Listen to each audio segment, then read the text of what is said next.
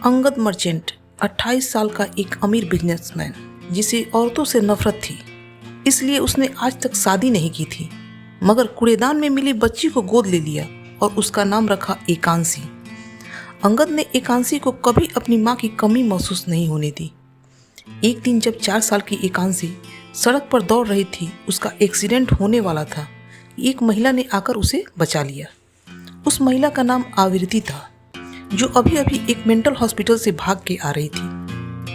अंगद को लगा अनाथ गरीब महिला है।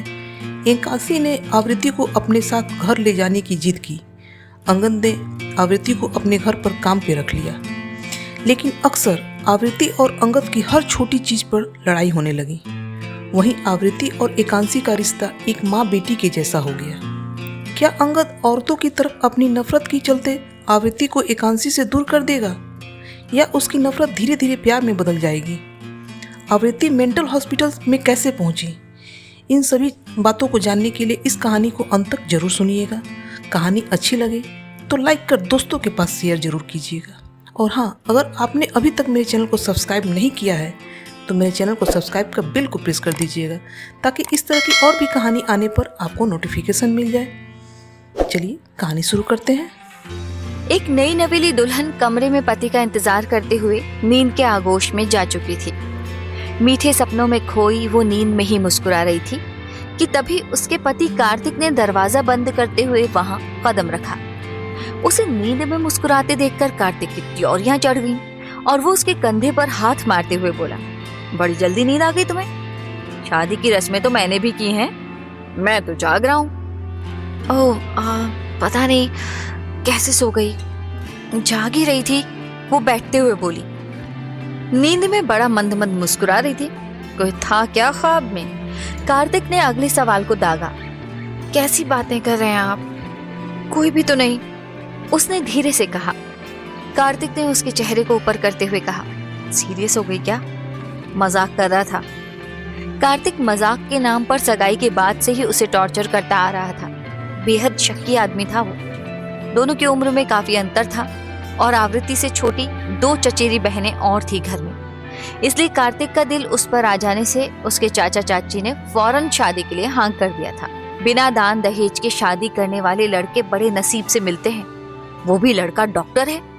किस्मत चमक गई तेरी, कहकर आवृत्ति को चुप करा दिया गया। आवृत्ति ने अभी ग्रेजुएशन फाइनल किया ही था कि उसके ना चाहते हुए भी उसकी शादी हो गई, वो भी महज 20 साल की उम्र में। वो स्कूल कॉलेज में हमेशा सबसे छिपकर गेम्स में भाग लेती रही थी। स्पोर्ट्स में बहुत रुचि थी उसकी, हर तरह की खेल खेलती। पर घर में इस बात से सब अनजान थे, क्योंकि किसी को भी ये सब पसंद नहीं था, तो वो चुप ही रहती, कुछ नहीं बताती किसी को, सिर्फ सबको खामोशी से सुनती थी। कुछ ही घंटों बाद आवृत्ति सुबकती हुई गाड़ी में बैठी थी। कार्तिक और उसके मम्मी पापा पीछे बैठे थे। सब उसे अनाप शनाप बोले जा रहे थे। आवृत्ति के घर के दरवाजे पर दस्तक हुई तो उसके चाचा चाची ने दरवाजा खोला। दरवाजा खुलते ही कार्तिक ने उसे अंदर धक्का दे दिया। आवृत्ति गिरते गिरते बची, लेकिन दीवार से जा टकराई। संभालो अपनी लड़की को, शादी के लिए इसे चुना क्योंकि सीधी लगी थी, पर ये तो खिलाड़ी निकली, जाने किसके साथ गुलछर्रे उड़ाए बैठी है। नहीं चाहिए ये अपने घर में। कार्तिक बेहद गुस्से में बोला, ऐसा कुछ नहीं है कार्तिक जी, मैं आपसे पहले किसी के साथ नहीं रही, कोई गुलछर्रे नहीं उड़ाए मैंने, ये सब शब्द मत बोलिए। वो सिसकते हुए बोली, पर वो लोग बिना उसकी तरफ देखे चुपचाप चले गए। तो चाची ने दरवाजा बंद करते ही चंडी का रूप ले लिया और उसे ताबड़तोड़ मारते हुए बोली, कल मुही किसके साथ मुंह काला करके बैठी है? बोल, कौन है वो? किसके साथ रास लीला रचाती फिर रही है? मैंने कुछ नहीं किया, कोई नहीं है मेरी जिंदगी में, आप लोग सुनते क्यों नहीं मेरी बात? किसी को मुझ पर यकीन नहीं है। कहते हुए वो पिटती रही और रोती रही।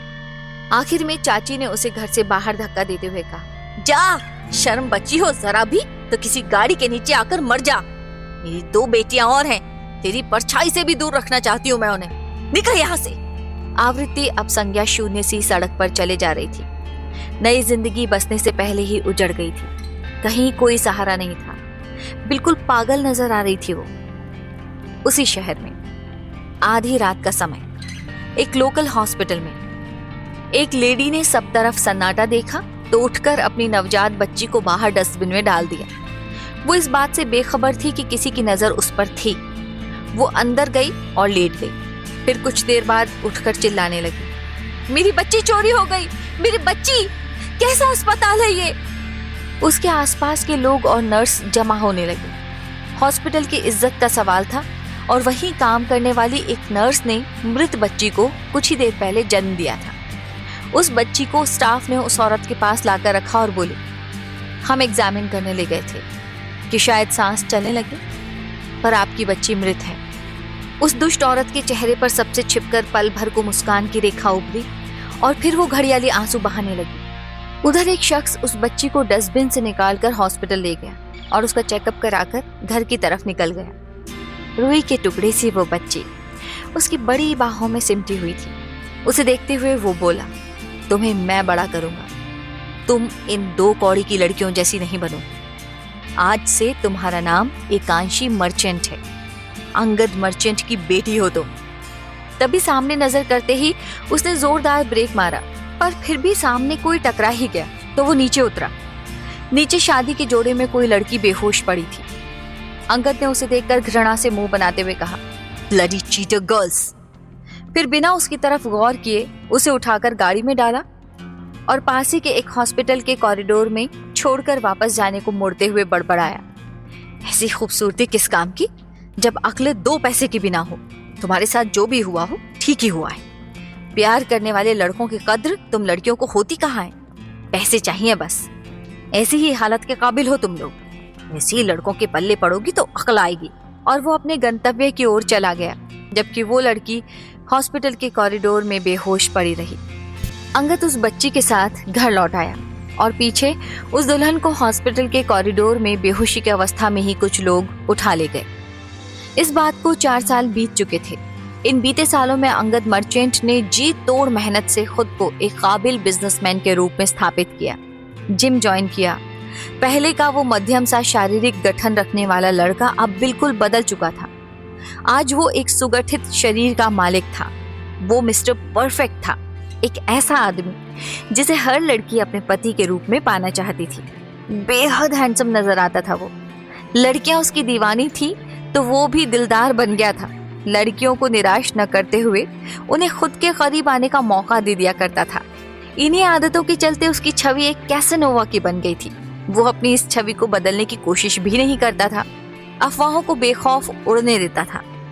किसी भी लड़की के साथ अपने रिश्ते को आगे बढ़ाने के सवाल पर कोई सफाई पेश नहीं करता था। ऐसे किसी भी सवाल के जवाब में यही कहता, प्यासों को तड़पाना मुनासिब नहीं समझता, तो मैं उन्हें तृप्त होने का मौका देता हूँ। इससे ज्यादा कुछ कहना जरूरी नहीं समझता मैं। एक रोज ऑफिस के बाहर रिपोर्टर कहती है, आपको नहीं लगता कि आपकी इस छवि से आपकी इमेज डाउन हो सकती है? सीरियसली मुझे हंसी आ रही है। इमेज बनाकर इम्प्रेस करने का काम मुझे कभी पसंद नहीं रहा। मैं खुद को पसंद करता हूँ, इतना काफी है मेरे लिए। बाकी किसी को इम्प्रेस होना है या नहीं, ये मेरा नहीं उनका मसला है। I don't care about it. ऐसे में आपके करीब कौन लड़की आना चाहेगी? अंगद के होठ एक तरफ से उठ गए और वो चश्मा उतारकर उस पत्रकार की आंखों में इंटेंसिटी से देखते हुए बोला, सोनिया जी, आप कब फ्री हैं? मैं आज दोपहर में लंच पर वेट करूं आपका होटल रेजिडेंस में। आप मेरे साथ? वो उसकी कशिश भरी निगाह में खोते हुए बोली, मुझे इस काबिल नहीं समझती आप? नहीं, क्यों नहीं? अंगद फिर मुस्कुरा दिया और चश्मा चढ़ाते हुए व्यंग से मनी मन बोला, सवाल करती है कि मेरे करीब कौन लड़की आना चाहेगी, और फिर खुद ओह, ये बेगैरत लड़की। वो अचानक ही पीछे पलटा और बोला, प्लान चेंज हो गया है, आपके साथ किसी और दिन लंच करूंगा। आज मुझे कुछ जरूरी काम है। I hope you don't mind. हाँ, मैं माइंड नहीं करूंगी, जानती हूँ आप बहुत व्यस्त रहते हैं। थैंक्स, कहते हुए अंगद आगे बढ़कर गाड़ी में बैठ गया।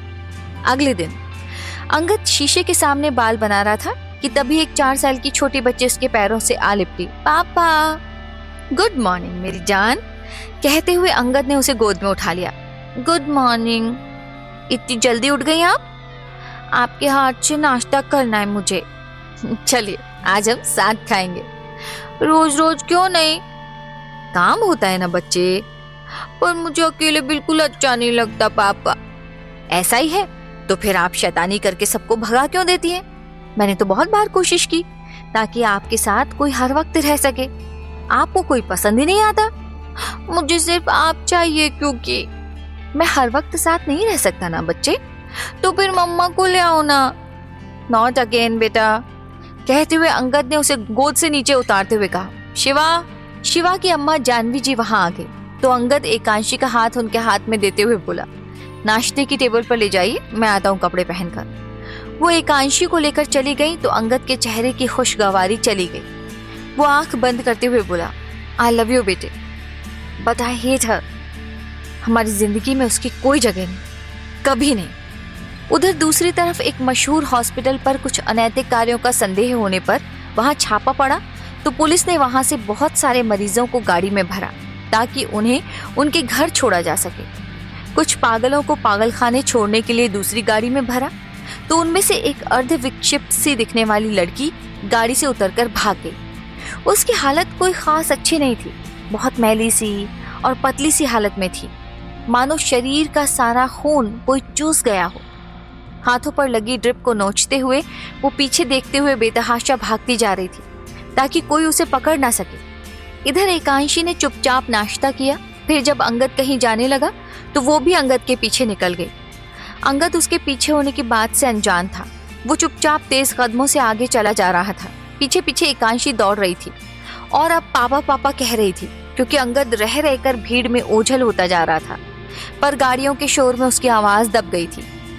बाहर किसी चीज की रैली निकली हुई थी, बाइक सवारों और गाड़ियों की भीड़ थी, इसलिए अंगद आज पैदल ही कुछ दूरी तक निकल गया ताकि आगे से टैक्सी ले ले।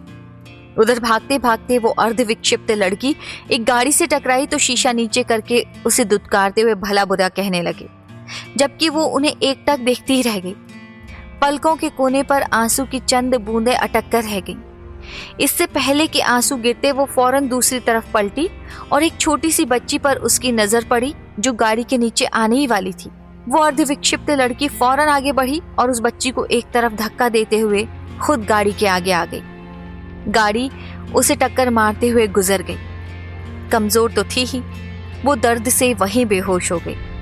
शोर होने पर अंगद मुड़ा तो किसी की गोद में एकांशी को देखते ही वो भीड़ को चीरते हुए वहां पहुंचा और एकांशी को उसकी गोद से अपनी गोद में ले लिया। वो अभी तक शॉक्ड थी, एकटक उधर ही देखे जा रही थी जिधर वो बचाने वाली लड़की पड़ी हुई थी।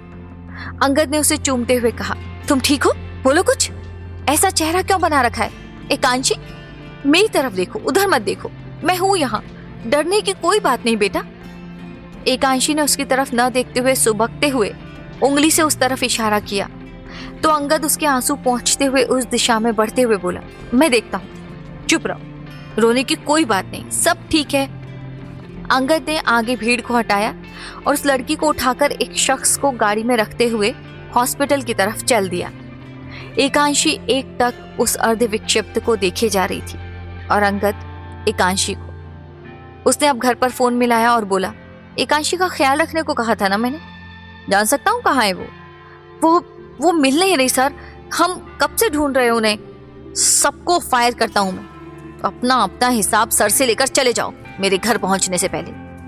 अंगद बेहद नाराजगी से बोला और उसने फोन रख दिया। हॉस्पिटल में उस लड़की के इलाज के बाद अंगद चलने को हुआ तो एकांशी ने उसका हाथ पकड़ लिया। पापा, अब क्या हुआ बेटा? इलाज तो करा दिया उनका, घर चलते हैं अब। उनको साथ ले चलो ना पापा। नहीं, उन्हें घर नहीं ले जा सकते। क्यों पापा?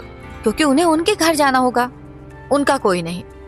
कहते हुए एक डॉक्टर वहां आ खड़ी हुई तो अंगद ने उसकी तरफ देखा और बोला, वो होश में आ गई? जी, हम छुट्टी दे चुके हैं। एम्बुलेंस से ही घर छोड़ने की पेशकश की थी, लेकिन उन्होंने ये कहते हुए मना कर दिया कि उनका कोई घर नहीं। तो कहाँ है वो? उठकर निकल गई थी केबिन से, गेट तक पहुंचती होंगी। मुझे उनकी दिमागी हालत पूरी तरह से ठीक नहीं लगी।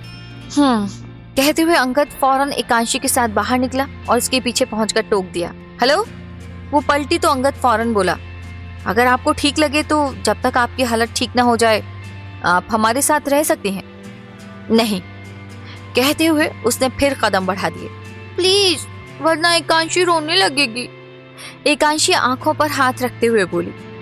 वो अर्ध विक्षिप्त लड़की उसकी इस भोली अदा पर रुक गई तो अंगद ने उसकी तरफ देखा और बोला, प्लीज।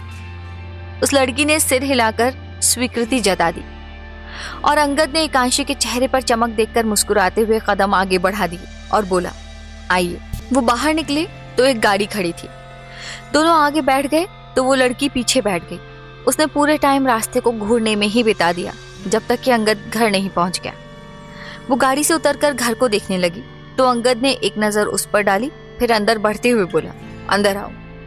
एकांशी को उसने नीचे उतारते हुए कहा, कमरे में जाओ आप। लेकिन मुझे इनके पास रहना है। बाद में, अभी इनकी हालत ठीक नहीं है ना, बीमार हैं ये। अंगद ने जरा कड़क लहजे में बोला तो एकांशी अंदर चली गई।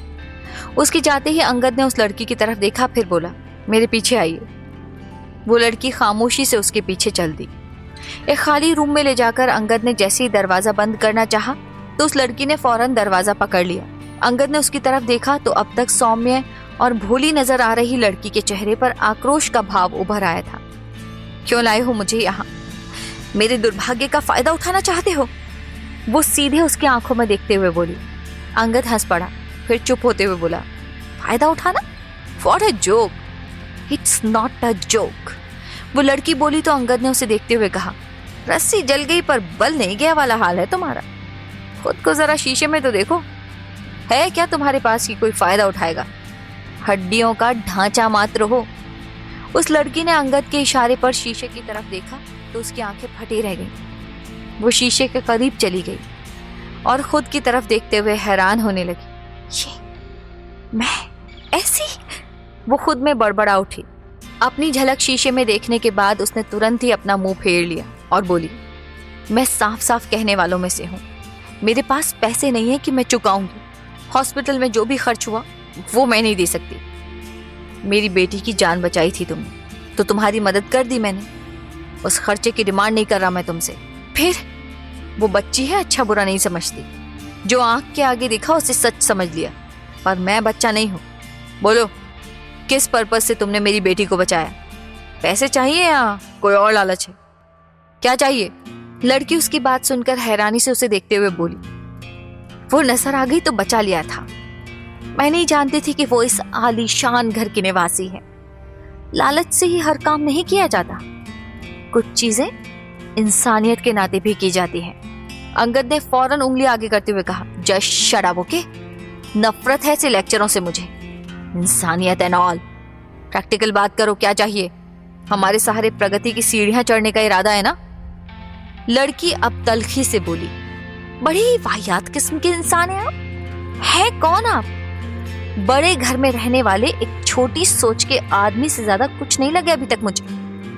हमारा मिलना भाग्य में था तो मिल गए अनजाने में, वरना जिसकी सोच ही इतनी छोटी हो वो दूसरों को क्या खाक प्रगति कराएगा। शरीर में जान नहीं, लेकिन जबान पर लगाम नहीं। अंगद भी उसके जवाब को सुनकर कड़वाहट से बोला। लड़की ने नजर हटाते हुए कहा, मैं बहस नहीं करना चाहती। आपके यहाँ काम करके आपका कर्ज चुका दूंगी और मुझे काम वाली ना चाहिए हो तो। अंगद अकड़कर हाथ को सीने पर बांधते हुए बोला, तो कहीं और काम करूंगी। लड़की ने उतनी ही सहजता से जवाब दिया। नाम क्या है? बैकग्राउंड क्या है? नाम आवृत्ति है। कोई बैकग्राउंड नहीं, कोई फैमिली नहीं, तो कौन रखेगा काम पर तुम्हें? पागल नजर आ रही हो, कोई भी ले जाकर पागल खाने में भर्ती कराएगा। पागल खाने से ही भागी हूं, वो निडरता से बोली। मुझे पागल करने के लिए? वो धीरे से बोला। कुछ कहा? आवृत्ति ने वापस उसकी ओर निगाह करके पूछा। मैं कहता नहीं, करता हूं। लोगों को अपमानित। What? Nothing. जानती हो मुझे? नहीं, मुझे नहीं जानती। वो हैरानी से बोला। नहीं, अखबार या टीवी नहीं देखती। कहा ना, मैं पागल खाने में थी, मुझे ये सब सुविधा नहीं मिली थी। हालत से पागल लग रही हो पर बातों से नहीं। खैर, मुझे क्या करना इसके बारे में जानकर। वो मन ही मन बोला, फिर प्रत्यक्ष में कहा, बिजनेसमैन हूं मैं। अंगद मर्चेंट नाम है मेरा। इससे मुझे कोई मतलब नहीं। मिलना इत्तेफाक था हमारा। आपकी बेटी की जान बचाई, बदले में आपने मेरी ड्रेसिंग करा दी।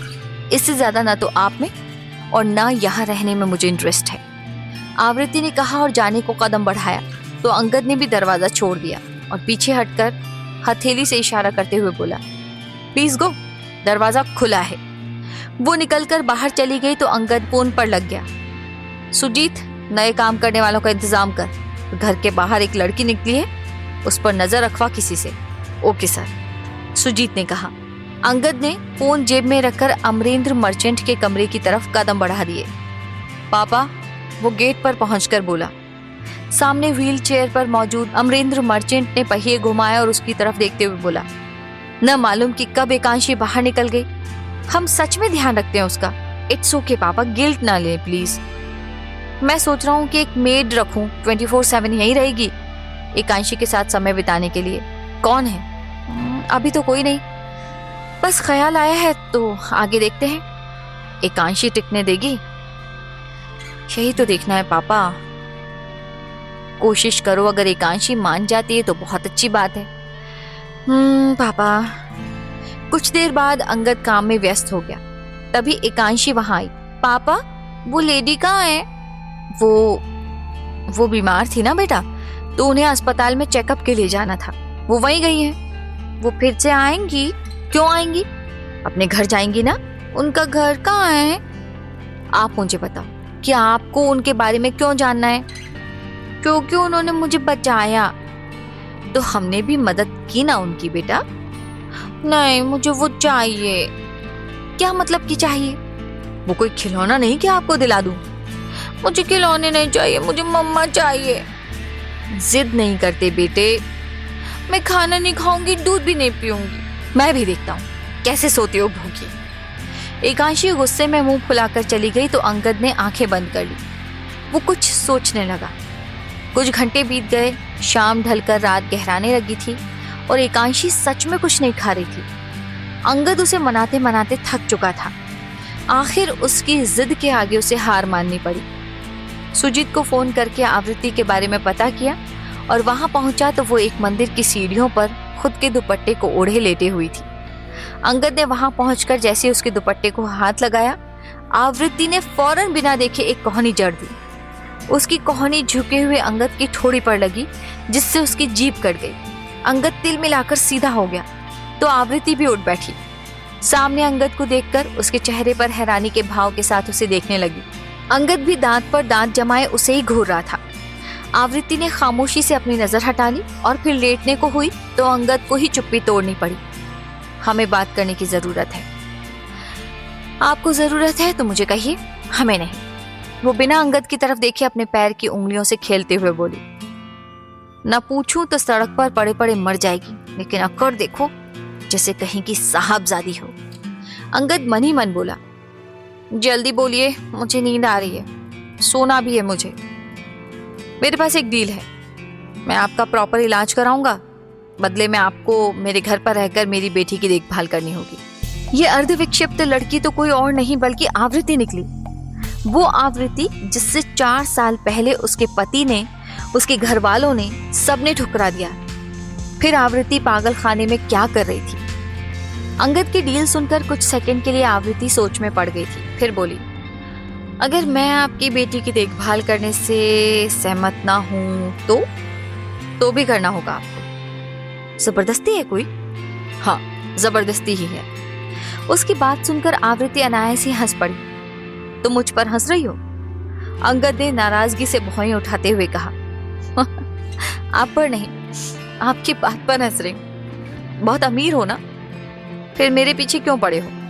कोई स्वस्थ साफ सुथरी आया क्यों नहीं ढूंढ लेते अपनी बेटी के लिए? कहकर आवृत्ति जाने को हुई, तभी अंगद उसकी कलाई पकड़कर खुद के सामने खींचते हुए बोला, शट अप, बात को घुमाओ मत, मुझ पर हंसने चली हो कौन तुम? क्या हो? हाथ छोड़िए मेरा। आवृत्ति ने उसकी तरफ देखते हुए कहा, लेकिन अंगद ने उसकी कलाई छोड़े बिना ही कहा, मेरी बेटी की जान बचाई है तो वो तुमसे इंप्रेस हो गई है, तुम्हें ढूंढ रही है, वरना मैं तुम्हारे पीछे पड़ूंगा। औकात क्या है तुम्हारी? अब आवृत्ति दूसरे हाथ से उसकी जैकेट पकड़ते हुए बोली, मेरी औकात ये है कि चाहकर भी मेरा कुछ नहीं बिगाड़ सकते आप। आपको खुद की बेटी संभालने के लिए मेरी जरूरत है, मुझे आपकी नहीं। अंगद ने उसके हाथ को एक नजर देखा और उपहास उड़ाने वाली हंसी हंसकर बोला, गलत फहमी में जीना छोड़ दो। इज्जत से प्रपोजल दे रहा हूं तो तुम्हें रास नहीं आ रहा ना। अगले ही पल अंगद ने उसकी कलाई छोड़कर खुद के मुंह पर मुक्का दे मारा, जिससे आवृत्ति हक्की बक्की रह गई और उसका जैकेट छोड़ते हुए बोली, आर यू इनसेन? कर क्या रहे हो? अंगद के होठ के किनारे से खून निकल आया। उसने फोन निकाला और अपने बाल बिगाड़ते हुए कुटिलता से हंसकर बोला, पागल खाने से भागकर आई थी ना, वापस जाने की तैयारी कर लो। देखो ना, मुझ पर हमला किया तुमने, क्या हाल बना दिया मेरा। तुम तो खतरा हो आम जनता के लिए, ऐसे खुले में नहीं रहने दे सकता मैं तुम्हें। मैंने नहीं मारा तुम्हें, ये तो तुम जानती हो ना, बाकी लोग तो नहीं जानते। फोन कर रहा हूँ पुलिस को, उनके सामने खुद को सही साबित करो, वरना जाओ पागल खाने में। अब पता लगेगा कि मैं क्या बिगाड़ सकता हूँ तुम्हारा। आवृत्ति ने फौरन उसके हाथ से फोन छीन लिया तो अंगद ने उसे वापस देना चाहा, लेकिन उसने फोन को जमीन पर कसकर दे मारा, जिससे फोन की स्क्रीन की धज्जियां उड़ गई। उसने फोन की तरफ देखा, फिर अंगद की तरफ नजर उठाई तो अंगद आराम से जेब में हाथ रखकर खड़ा उसे देख रहा था। सब आपकी वजह से हुआ, आप लेने की कोशिश कर रहे थे तो मैंने नीचे फेंक दिया। आवृत्ति ने हिचकिचाहट छोड़ते हुए कहा तो अंगद ने आगे कदम बढ़ाया और बोला, मेरा नुकसान किया है तुमने, भरपाई तो करनी होगी, इसलिए मेरे साथ घर चलना पड़ेगा। अब से मेरे लिए काम करोगी तुम। ये सब गलत है, आपने सब जानबूझकर किया, फंसा रहे आप मुझे। अंगद ने एक स्टेप और उसकी तरफ लेते हुए उसकी निगाह से निगाह मिलाकर कहा, अभी तो मात्र ट्रेलर है ये मिस आवृत्ति, अगर मेरे हिसाब से नहीं चली तो आगे तुम्हारे साथ बहुत कुछ हो सकता है। पहले ही कहा था ना मैंने कि मैं कहता नहीं करता हूं। इतनी जल्दी भूल गई? याददाश्त बहुत कमजोर है तुम्हारी। आवृत्ति पीछे हटने को हुई, तभी उसके कंधे से दुपट्टा सरकने को हुआ तो उससे पहले ही अंगद की हथेली ने उसके सरकते दुपट्टे को थामकर वापस कंधे पर रख दिया और जेब में हाथ रखते हुए बोला, न संभालने पर तो आंचल भी कंधे से नीचे गिर जाया करता है। आप तो फिर इंसान हैं, अकेले इस दुनिया में गुजारा संभव नहीं, कोई संभालने वाला तो हर किसी को चाहिए होता है। जैसे मुझे आपकी जरूरत पड़ी है, आपको भी एक रोज किसी की जरूरत पड़ी होगी या फिर पड़ेगी। आवृत्ति ने हिकारत के भाव से एक नजर उसे देखते हुए मुंह फेर लिया और बोली, आदमी तो होते ही वाहियात है, एक आपका नाम और जुड़ गया। प्यार और इंसानियत शब्द से तो तुम मर्द वाकिफ ही नहीं होते, जानते हो तो बस एक शब्द, जबरदस्ती। किसी और की बेटी को बचाने का इनाम मिला होता मुझे, लेकिन यहाँ तो लग रहा है कि उसे बचाकर और आपसे टकराकर जिंदगी का सबसे बड़ा गुनाह हो गया मुझसे। अंगद ने भी एक नजर उसकी तरफ देखकर नफरत से मुंह फेर लिया और मन ही मन बोला, इनाम, ये लालची लड़कियां। फिर कदम बढ़ाते हुए बोला, गाड़ी में बैठो। आवृत्ति खामोशी से उसके पीछे चलकर गाड़ी में बैठ गई तो अंगद गाड़ी स्टार्ट करते हुए बोला, प्यार नाम की कोई चीज नहीं होती इस जमाने में, खासकर तुम लड़कियों के लिए तो बिल्कुल भी नहीं। सिर्फ एक शब्द ही तुम लड़कियां जानती हो, वो है जरूरत, और जरूरत पैसों से पूरी होती है। सिर्फ पैसा मायने रखता है इस धरती पर तुम लड़कियों के लिए। अभी बात की ना तुमने भी कि इनाम मिला होता, बात करती है कि लड़के वाहियात होते हैं, तुम लड़कियां क्या होती हो फिर? खिड़की से बाहर देखते हुए आवृत्ति धीमे स्वर में बोली, हम तितली होती हैं जिसे पकड़कर उसके पंख तोड़ दिए जाते हैं, सारे रंग छीन लिए जाते हैं। अंगद ने फिर व्यंग भरी मुस्कान दी और बोला, सही कहा तुमने, तुम तितलियां होती हो, और जग जाहिर है कि तितली कभी एक फूल की होकर नहीं रह सकती, एक फूल पर मंडराकर दूसरे फूल की तलाश में उड़ जाती है।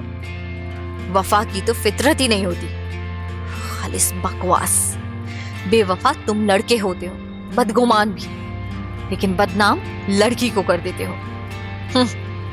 इतनी बेचारी नहीं होती लड़कियां, भोलेपन की आड़ में खड़े खड़े लड़कों को बर्बाद कर देती हो, और वो जान ही नहीं पाता। कुत्ता कहते कहते मर्द को कुत्ता ही बनाकर रख दिया है। जब तक मन किया तो पुचकार लिया, जब मन किया दुत्कार दिया। बस कीजिए, इतने मासूम तो नहीं होते मर्द। सारी जिंदगी औरतों को जज करने और कैरेक्टर सर्टिफिकेट बांटने में लगे रहते हैं। उन्हें कोई क्या बर्बाद करेगा, बर्बाद तो वो करते हैं एक दिन में दुनिया इधर की उधर हो जाती है। कहते हुए आवृत्ति का मन कड़वाहट से भर उठा। अनुभव बोल रहा है या यूं ही सुनी सुनाई बातें सुना रही हो मुझे? सुनी सुनाई बातें भी हवा में नहीं बनती, उनका भी कोई ना कोई आधार तो होता ही है। तुम लड़कियां और तुम्हारा प्यार बरमूडा ट्रायंगल है, जिसे ना तो सुलझाया जा सकता है पूरी तरह से, ना ही समझा जा सकता है। आवृत्ति अब चुप रह गई। अंगद हो या आवृत्ति, दोनों के मन में कहीं ना कहीं एक कड़वाहट सी बनी हुई है। जब भी बात करते हैं एक दूसरे से भिड़ बैठते हैं। एक मयान में ये दो तलवारें कैसे टिक पाएंगी भला? गाड़ी से उतरकर आवृत्ति अंगद के पीछे पड़ गई। एकांशी के कमरे का दरवाजा खुला तो उसने पलटकर नहीं देखा। तभी एक मीठी सी आवाज कान में पड़ी, आप ठीक हो बेबी? एकांशी ने फौरन मुड़कर देखा और भागकर आवृत्ति से लिपटने को हुई, लेकिन आवृत्ति ने फौरन टोक दिया। स्टैचू! एकांशी अपनी जगह पर रुक गई और पलकें झपकते हुए उसे देखने लगी। तो आवृत्ति नीचे घुटनों के बल बैठते हुए बोली, आप तो राजकुमारी जैसी हो बेटा, पर मुझे देखो, शरीर पर बहुत जख्म है, मैं गंदी भी हूँ, आपको इन्फेक्शन हो सकता है मेरे करीब आने से। बीमार पड़ना चाहते हो? एकांशी ने उसकी तरफ देखा तो आवृत्ति बोली, ओवर। अब एकांशी सिर को हिलाते हुए बोली, नहीं। गुड, तो जब तक मैं ठीक नहीं हो जाती आप मेरे करीब नहीं आएंगी। आवृत्ति ने उसकी आंखों में देखते हुए प्यार से कहा, ओके, पर आप यहीं रहेंगी, कहीं नहीं जाएंगी आज की तरह? पर इलाज के लिए तो डॉक्टर के पास जाना पड़ेगा ना? अब एकांशी उस पर से नजर हटाते हुए दरवाजे से लगकर खड़े अंगद की तरफ देखते हुए बोली, पापा डॉक्टर को यहीं ले आओ ना, इनको मत जाने दो। ओके, अब ये कहीं नहीं जाएंगी, आप खाना खाइए, अपनी दादी के साथ चलिए, मैं इनके लिए रूम अरेंज करवा देता हूँ। ओके। फिर वो आवृत्ति की तरफ देखते हुए बोली, आप कहीं नहीं जाएंगी, अब मुझे आप चाहिए, यही रहना ना मेरे लिए। आप खाना खाइए, कल मिलते हैं आपसे। कहकर आवृत्ति मुड़ गई तो अंगद भी मुड़कर आगे चल दिया। लिविंग रूम के बगल वाले कमरे में आवृत्ति को जाने का इशारा किया तो वो अंदर चली गई। आप जब तक ठीक नहीं होती मेरी बेटी से बिल्कुल दूर रहेंगी। कैसे करेंगी ये आपको सोचना है। आवृत्ति ने कुछ नहीं कहा और खामोशी से आगे बढ़कर पर्दे हटा दिए और खिड़की से बाहर अंधेरे में देखने लगी। जब तक ठीक नहीं होंगी तब तक किचन में जाने की इजाजत भी नहीं है आपको। आपकी एक आवाज पर नौकर आ जाएंगे, उनको जरूरत बता दीजिएगा, काम हो जाएगा। 1 महीना आप इसी कमरे में रहेंगी, उसके बाद ही आप काम कर सकते हैं एज यू से, अपना कर्ज चुकाने के लिए। आवृत्ति ने अब कुछ भी नहीं कहा, न ही पलटकर अंगद की तरफ देखा। अपनी बात कहकर अंगद जाने को मुड़ गया तो आवृत्ति ने कदमों की आहट सुनकर फौरन दरवाजा बंद कर लिया। वो बिस्तर पर बैठी ही थी कि दरवाजे पर दस्तक हुई। वो मन मार कर उठी और दरवाजा खोला तो सामने खाने की थाली लिए एक शख्स खड़ा था। ये सर ने आपके लिए भिजवाया है। मुझे भूख नहीं है। फिर भी आपको खाना होगा, हम वापस ले जाएंगे तो सर गुस्सा करेंगे हम पर। रख दो। कहकर आवृत्ति एक किनारे हो गई तो वो थाली को टेबल पर रखकर चला गया। आवृत्ति दरवाजा बंद करके चुपचाप लेट गई। जाने क्या क्या सोचते हुए उसे नींद आ गई। सुबह दरवाजे पर दस्तक हुई तो उसने उठकर दरवाजा खोल दिया। बर्तन में खाना उसी तरह देखकर अंगद ने नजर हटाते हुए कहा, आइए डॉक्टर साहब। डॉक्टर अंदर दाखिल हुए तो आवृत्ति ने घड़ी पर नजर डाली। 10 बज रहे थे और उसकी आंख नहीं खुली थी आज भी। डॉक्टर ने उसका ब्लड सैंपल लिया और उसका चेकअप करते हुए पट्टी बदलकर बाहर निकलते हुए बोला, मैं सारे टेस्ट कराकर बताता हूँ रात तक। ओके। अंगद ने कहकर हाथ मिलाया और दरवाजा बंद करती आवृत्ति के दरवाजे पर हाथ रखकर उसे रोक दिया तो आवृत्ति दरवाजा छोड़कर हट गई। थाली ऐसे ही है, खाना क्यों नहीं खाया? आदत छूट गई है। मतलब हफ्ते में 1 दिन खाना मिलता था, बाकी दिन सिर्फ लिक्विड देते थे वो लोग हॉस्पिटल स्टाफ। क्यों? नहीं मालूम, छोड़िए। अतीत से मुझे कुछ लेना देना नहीं है, वर्तमान से मतलब है मुझे। इसलिए आज के बाद थाली खाली नहीं रहनी चाहिए। 3 टाइम प्रॉपर खाना खाओगी। मेरा घर है, मेरे हिसाब से रहना होगा और वक्त पर उठोगी, सलीके से रहना होगा। मैं नहीं चाहता कि एकांशी की आदतें आपकी वजह से खराब हो। थोड़ी देर में आपके लिए कपड़े आ जाएंगे, नहा लीजिए, ढंग से रहिए। साफ रहने से आधी बीमारियां खुद दूर हो जाएंगी। आवृत्ति अब बिना अंगद की तरफ देखे हल्की सी हंस दी तो अंगद ने उसकी तरफ देखा और उसका गंभीर बातों पर इस तरह हंस देना अंगद को चुभ गया। वो कुछ बोलता उससे पहले आवृत्ति खिड़की की तरफ देखते हुए बोली, कितनी अजीब है ये मतलब परस्ती। कोई लेना देना नहीं था हम दोनों का एक दूसरे से। आपकी बेटी की वजह से आप आज मेरा इलाज कराने चल दी। स्वस्थ करना चाहते हैं मुझे, कोई बेमतलब ही दर्द देकर इस अवस्था तक ले आया, और कोई मतलब से दवा देकर ठीक करना चाहता है। क्या कमाल की दुनिया है। सब सिर्फ खुद के मतलब के लिए जीते हैं। इंसानियत, रिश्ते, प्यार, मानवता, सब कुछ छलावा है। शायद है ही नहीं ये सब अब इस दुनिया में। करेक्ट, ये सब चीजें इस दुनिया में मौजूद नहीं है। जो है वो है मतलब, जरूरत, पैसा। खुद को चलाकर ही खुद की तकदीर को रोशन करने का जमाना है। अंगद ने अपने बालों में हाथ फेरते हुए कहा, ये भी सही कहा आपने। खैर, सबकी अपनी अपनी तकलीफ है और सबकी अपनी तकदीर। तकदीर ने मुझे यहाँ लाकर खड़ा कर दिया है, पर मैं यहाँ आपकी बेटी के लिए हूँ, आपके लिए नहीं। तो आपको यहाँ रोज आने की जरूरत नहीं। मैं किसी भी तरह की बहस में उलझने से बेहतर खामोश रहना समझती हूँ। इसलिए आप किसी और की तकलीफ के लिए मुझसे तकरार नहीं करेंगे। तर्क से डरती हैं आप या हार जाने से? किसी से नहीं, बस खामोश रहने में मजा आने लगा है। अंगद के पास किसी का फोन आ गया तो वो बाहर निकल गया। रात में एकांशी सोते वक्त जिद करने लगी तो अंगद ने जानवी अम्मा के साथ उसे आवृत्ति के पास जाने की इजाजत दे दी। आवृत्ति अब पहले से बेहतर दिख रही थी। उसने जानवी को नमस्ते किया, फिर एकांशी से बात करने लगी। जानवी जी चुपचाप उसके चेहरे, मोहरे और हाव भाव को निरखती रहीं। कोई खास सुंदर तो नहीं कह सकती थी वो उसे, लेकिन नैन नक्श खराब नहीं थे। सबसे प्यारी तो आवाज थी, बिल्कुल चूड़ियों से खनकती हुई। इतने सालों में एकांशी को वो पहली बार किसी गैर के साथ खुश देख रही थी। कितनी ही खूबसूरत और सलीकेदार आया रखी गई थी उसके साथ, पर वो सबको सिरे से खारिज कर देती थी। दरवाजा लॉक कर लेती थी, उन्हें खुद के करीब आने नहीं देती थी। उसकी जिद की वजह से उन्हें हटाना पड़ता। पर इस बार साधारण सी इस लड़की में एकांशी ने जाने क्या देख लिया था कि उसे घर में रखने की जिद कर ली। एकांशी से बात करने के बाद आवृत्ति ने उसे गुड नाइट कहा और वो गुड गर्ल की तरह उसकी बात मानकर सोने चल दी। जानवी जी ने जाते जाते एक बार फिर आवृत्ति की तरफ मुड़कर देखा और मन ही मन सोचा, क्या संभव है कि एकांशी की तरह मालिक भी इस लड़की को पसंद करने लगे? कब तक अकेला रहेंगे? एकांशी को अकेले बड़ा करना बहुत मुश्किल काम है। जैसे जैसे बड़ी होगी उसे माँ की जरूरत महसूस होगी। पता नहीं मालिक क्या फैसला लेंगे। एकांशी की तरह वो भी अपनी जिंदगी में जगह दे पाएंगे उसे या नहीं? जानवी जी ऐसा सोच रही हैं। क्या वैसे होना वाकई में ऐसा मुमकिन है? क्या अंगद आवृत्ति से प्यार कर सकता है? एक तरफ जहां अंगद के मन में लड़कियों के लिए इतनी कड़वाहट है, वहीं दूसरी तरफ आवृत्ति को मर्दों पर भरोसा नहीं। दूसरी तरफ अंगद फोन पर डॉक्टर से बात कर रहा था। रिपोर्ट आ गई डॉक्टर?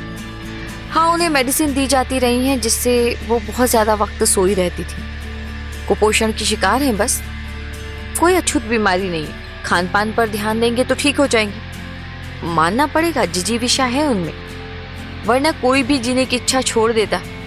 खून की बहुत ज्यादा कमी है। ओके, वो अब सब जो है वो मेरी जिम्मेदारी है। 1 महीने में हालत सुधर जाएगी उसकी। मुझे बस एकांशी को लेकर थोड़ा डर था कि पर छूत की कोई बीमारी नहीं है तो कोई प्रॉब्लम नहीं है अब।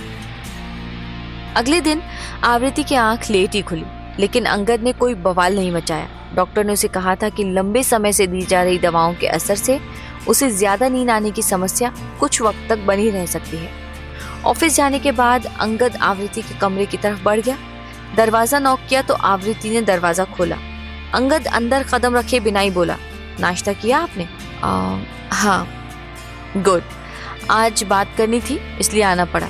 अगर मेरा चेहरा नहीं देखना चाहती हैं तो बिल्कुल टाइमली सब कुछ खाएंगे पिएंगे। वक्त वक्त पर आदमी आपके पास मेरे कहे अनुसार खाना, फ्रूट और जूस पहुंचाते रहेंगे।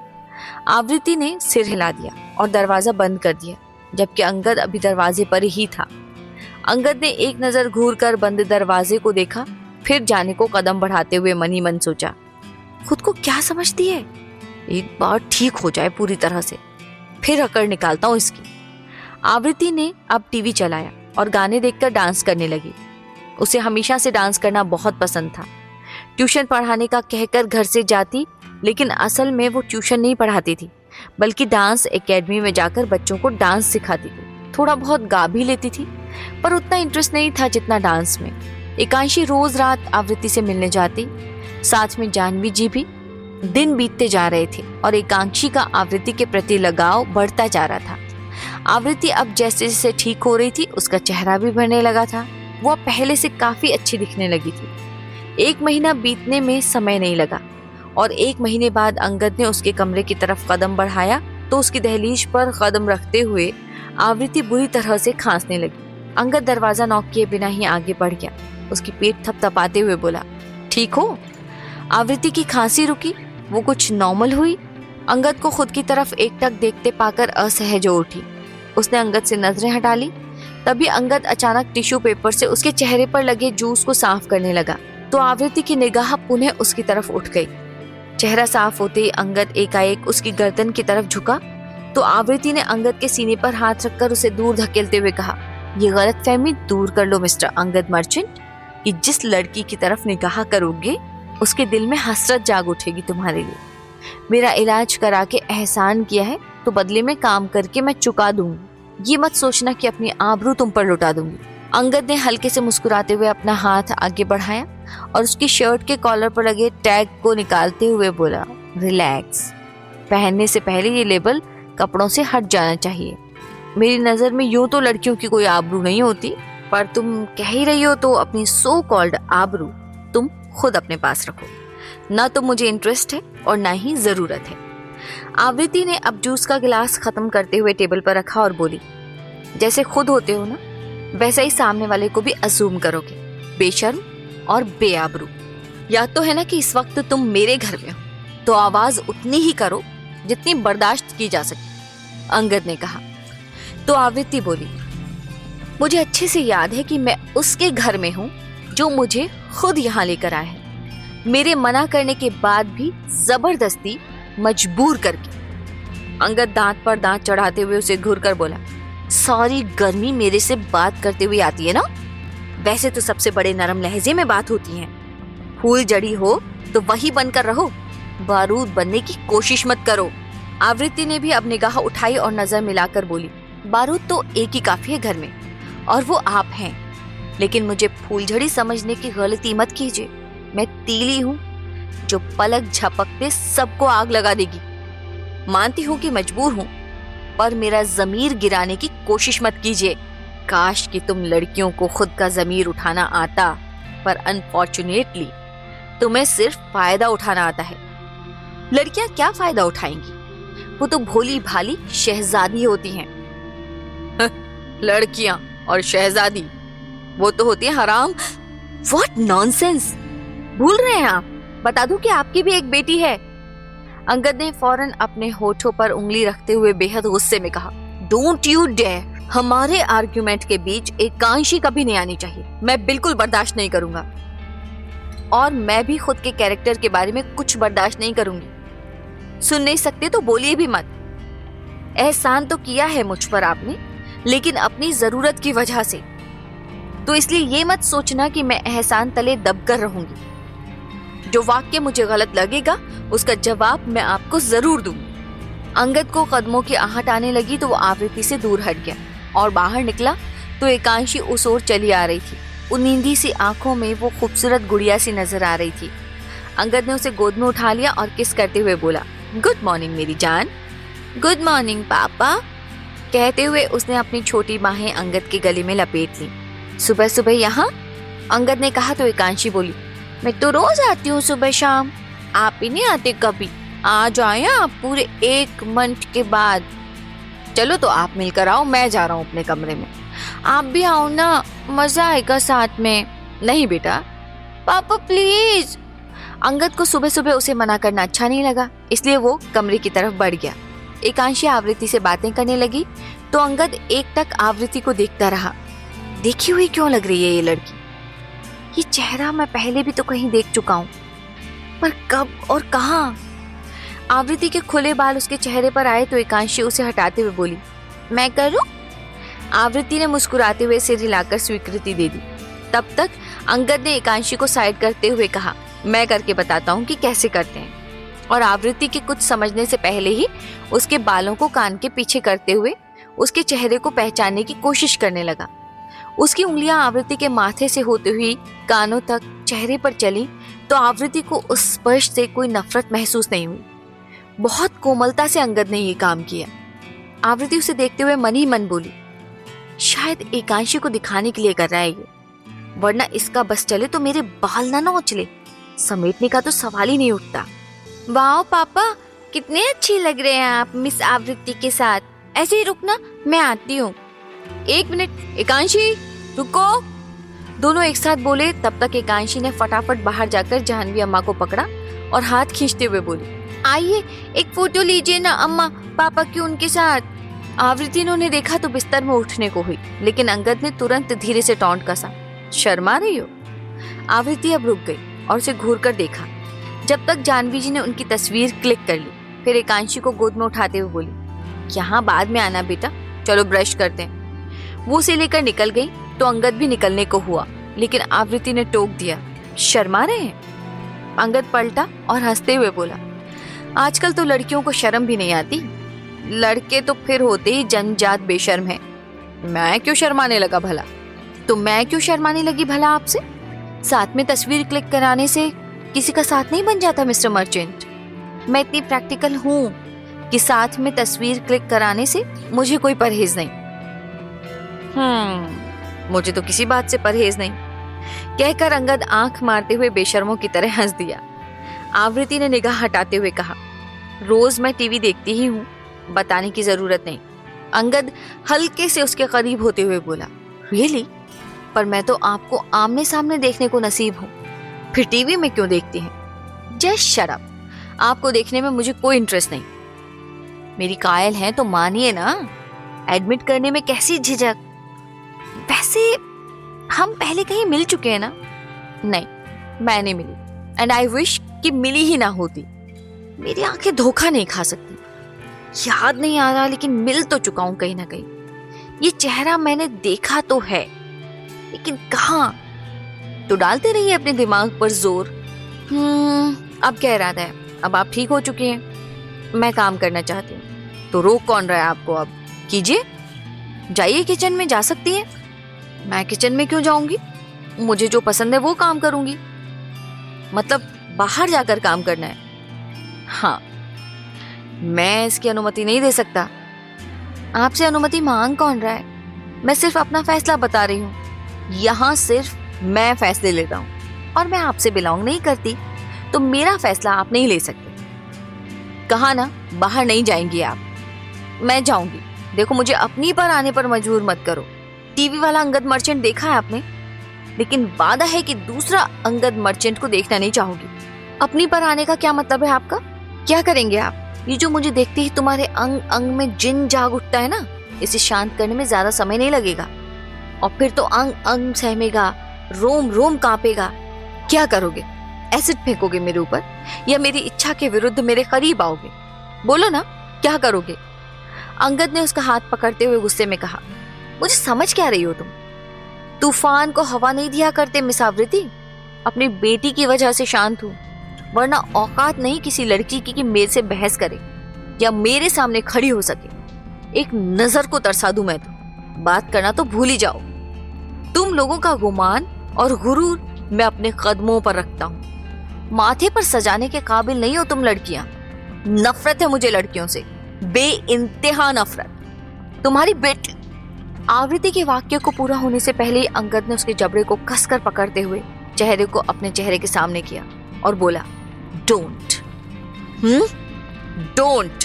आवृत्ति ने अब फौरन घुटना ऊपर उठाकर अंगद पर वार करना चाहा, तो अंगद ने फौरन अपने दूसरे हाथ से उसके वार को रोकते हुए उसका जबड़ा छोड़ा और उसके दोनों हाथों को पकड़ते हुए उसे दीवार से लगा दिया। आवृत्ति अब दांत भींचे उसे घूरती रही, तो वो भी उसे घूरता रहा और बोला, मेरी बेटी को तुम्हारी जरूरत है, इसलिए मैं तुम्हारे बागी तेवर को देखते हुए तुम्हें बाहर जाने की इजाजत नहीं दे सकता। बार बार तुम्हें ढूंढते रहने के अलावा भी मेरे पास बहुत से काम है। तुम्हें अच्छा लग रहा होगा कि ये बिजनेस टाइकून तुम जैसी ऑर्डिनरी लड़की के पीछे पड़ा है, मगर I don't like it, I hate it. आवृत्ति उसे खुद से दूर धकेलने में कसमसाई नहीं, धकेल पाई तो गुस्से से बिफरते हुए बोली, तो मैं भी कोई आपके प्यार में बावली नहीं हुई जा रही mister merchant. I really hate you. आप खुद के डिसीजंस जबरदस्ती थोपे जा रहे हैं। मैं कितना मानूं और क्यों मानूं? गुलाम नहीं हूं आपकी, खरीदा नहीं है आपने मुझे। आपका कर्ज मुझे उतारना है तो मुझे उतारना है ना।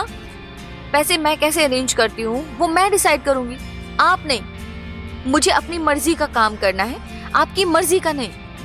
आपके चाइल्ड को मेरी जरूरत है तो भरोसा करना होगा आपको मुझ पर। मैं यहाँ से सिर्फ काम के लिए बाहर जा रही हूँ, भाग नहीं रही हूँ। काम के बाद लौटकर यहीं आऊंगी और कोई ठिकाना नहीं है मेरे पास, कोई ठिकाना नहीं है, सुन लिया। पर मैं नहीं चाहता कि आप बाहर जाएं। क्यों? किस हक से रोकना चाहते हैं? किस हक से अपनी चाहत मेरे सामने रख रहे हैं? अपने एहसान तले दबाकर मुझ पर राज करना चाहते हैं? कोई हक नहीं, ना ही हक पाने की कोई ख्वाहिश है। जहां से भी आई हो, अगर वो बाहर मिल गए और तुम्हें उठाकर ले गए तो सिचुएशन बहुत उलझ जाएगी। एकांशी तुम्हारे बिना मानेगी नहीं और मैं दर बदर तुम्हें ढूंढते हुए समय नहीं काटना चाहता। किसी लड़की के पीछे जाना मुझे नागवार है। ऐसा कुछ नहीं होगा, मैं ध्यान रखूंगी। और अगर ऐसी सिचुएशन आई भी तो मैं खुद आपको कॉल कर लूंगी। मैं तुम्हारा बॉडीगार्ड लग रहा हूँ कि जब चाहो तब मैं तुम्हारे आगे पीछे नाचता फिरूंगा। तुम मत आना, मैं खुद हैंडल कर लूंगी, लेकिन यहां रहकर और एहसान नहीं लूंगी। इनफ। काम के बदले पैसा दूंगा, एहसान नहीं कर रहा। नहीं लेने आपके पैसे, समझ आई आपको? तो ऐसे तुम नहीं मानोगी। नहीं, फाइन, देखते जाओ अब, कहकर अंगद ने दीवार पर हाथ मारा और उसे छोड़कर बाहर निकल गया। आवृत्ति कुछ देर शांति से कमरे में रही, फिर नहा धोकर कपड़े बदले और पहली बार कमरे से बाहर कदम रखा। सब कुछ बेहद साफ सुथरा था और सलीके से रखा गया था। आवृत्ति ने बस एक एंटीक वास उठाया और उसे पलटकर देखने लगी। इम्पोर्टेड है। अचानक कान के पीछे आवाज सुनकर आवृत्ति घबराहट से हिल गई और वास हाथ से छूट गया। आवृत्ति ने उसे कैच करने की कोशिश की, लेकिन अंगद ने हाथ बढ़ा दिया तो उससे अपना हाथ छू जाने की वजह से आवृत्ति ने अपना हाथ हटा लिया। उधर अंगद ने भी हटा लिया और वास नीचे जा गिरा। आवृत्ति ने अब टूटे वास की तरफ देखा, फिर सहमी हुई निगाह अंगद की तरफ धीरे धीरे उठाई तो अंगद ऑलरेडी उसे ही देख रहा था। आवृत्ति ने बिना कुछ कहे फौरन अपने कमरे में दौड़ लगा दी तो अंगद ने उसे पकड़ने को हाथ बढ़ाते हुए कहा, भाग कर रही हो? आवृत्ति उसकी गिरफ्त में नहीं आई और उसने भागकर अपने दरवाजे की चिटखनी लगा ली और मुस्कुरा दी। बच गई। अंगद दरवाजे के बाहर ही रुक गया। वो दरवाजा खटखटाता उससे पहले एकांशी की ताली की आवाज कान में पड़ी। ये पापा हार गए, मजा आया। अंगद ने उसे खुश होकर हंसते देखा तो मुस्कुराते हुए उसकी ओर बढ़ गया और आवाज दी, रोनी जी साहब, ये साफ कर दो। जी। रोनी काम में लग गया और अंगद एकांशी के पास आकर अपने हाथ बांधते हुए बोला, मैं नाराज हूँ किसी से। किससे? जो मेरे हारने से खुश है उससे। ओ, अपनी शक्ल तो देखो पापा, पिंपल आ गया है गाल पर। कहाँ? अभी तक तो नहीं था। कहते हुए अंगद फौरन नीचे उतरकर शीशे के सामने जा खड़ा हुआ तो एकांशी ताली बजाते हुए हंसने लगी। ये उल्लू बनाया, बड़ा मजा आया पापा, उल्लू बन गए पापा। उल्लू की बच्ची, रुक तू। कहते हुए अंगद सीढ़ियां टापते हुए उसके पीछे भागा और दौड़ती हुई एकांशी को पकड़कर गुदगुदी करने लगा। वो खिलखिलाकर हंसने लगी तो अंगद उसे प्यार से निहारने लगा, फिर किस करते हुए बोला, love you and love your smile. Me too. कहते हुए एकांशी ने उसे किस कर लिया। अंगद अब उसे छोड़कर ऑफिस के लिए निकलते हुए मन ही मन बोला, इस लड़की के आने के बाद एकांशी कितनी खुश रहने लगी। ये बाहर जाने के बहाने भाग गई तो मैं एकांशी को उदास नहीं देख सकता। कुछ तो करना होगा, इस लड़की को अपने चंगुल से निकलने नहीं दे सकता मैं।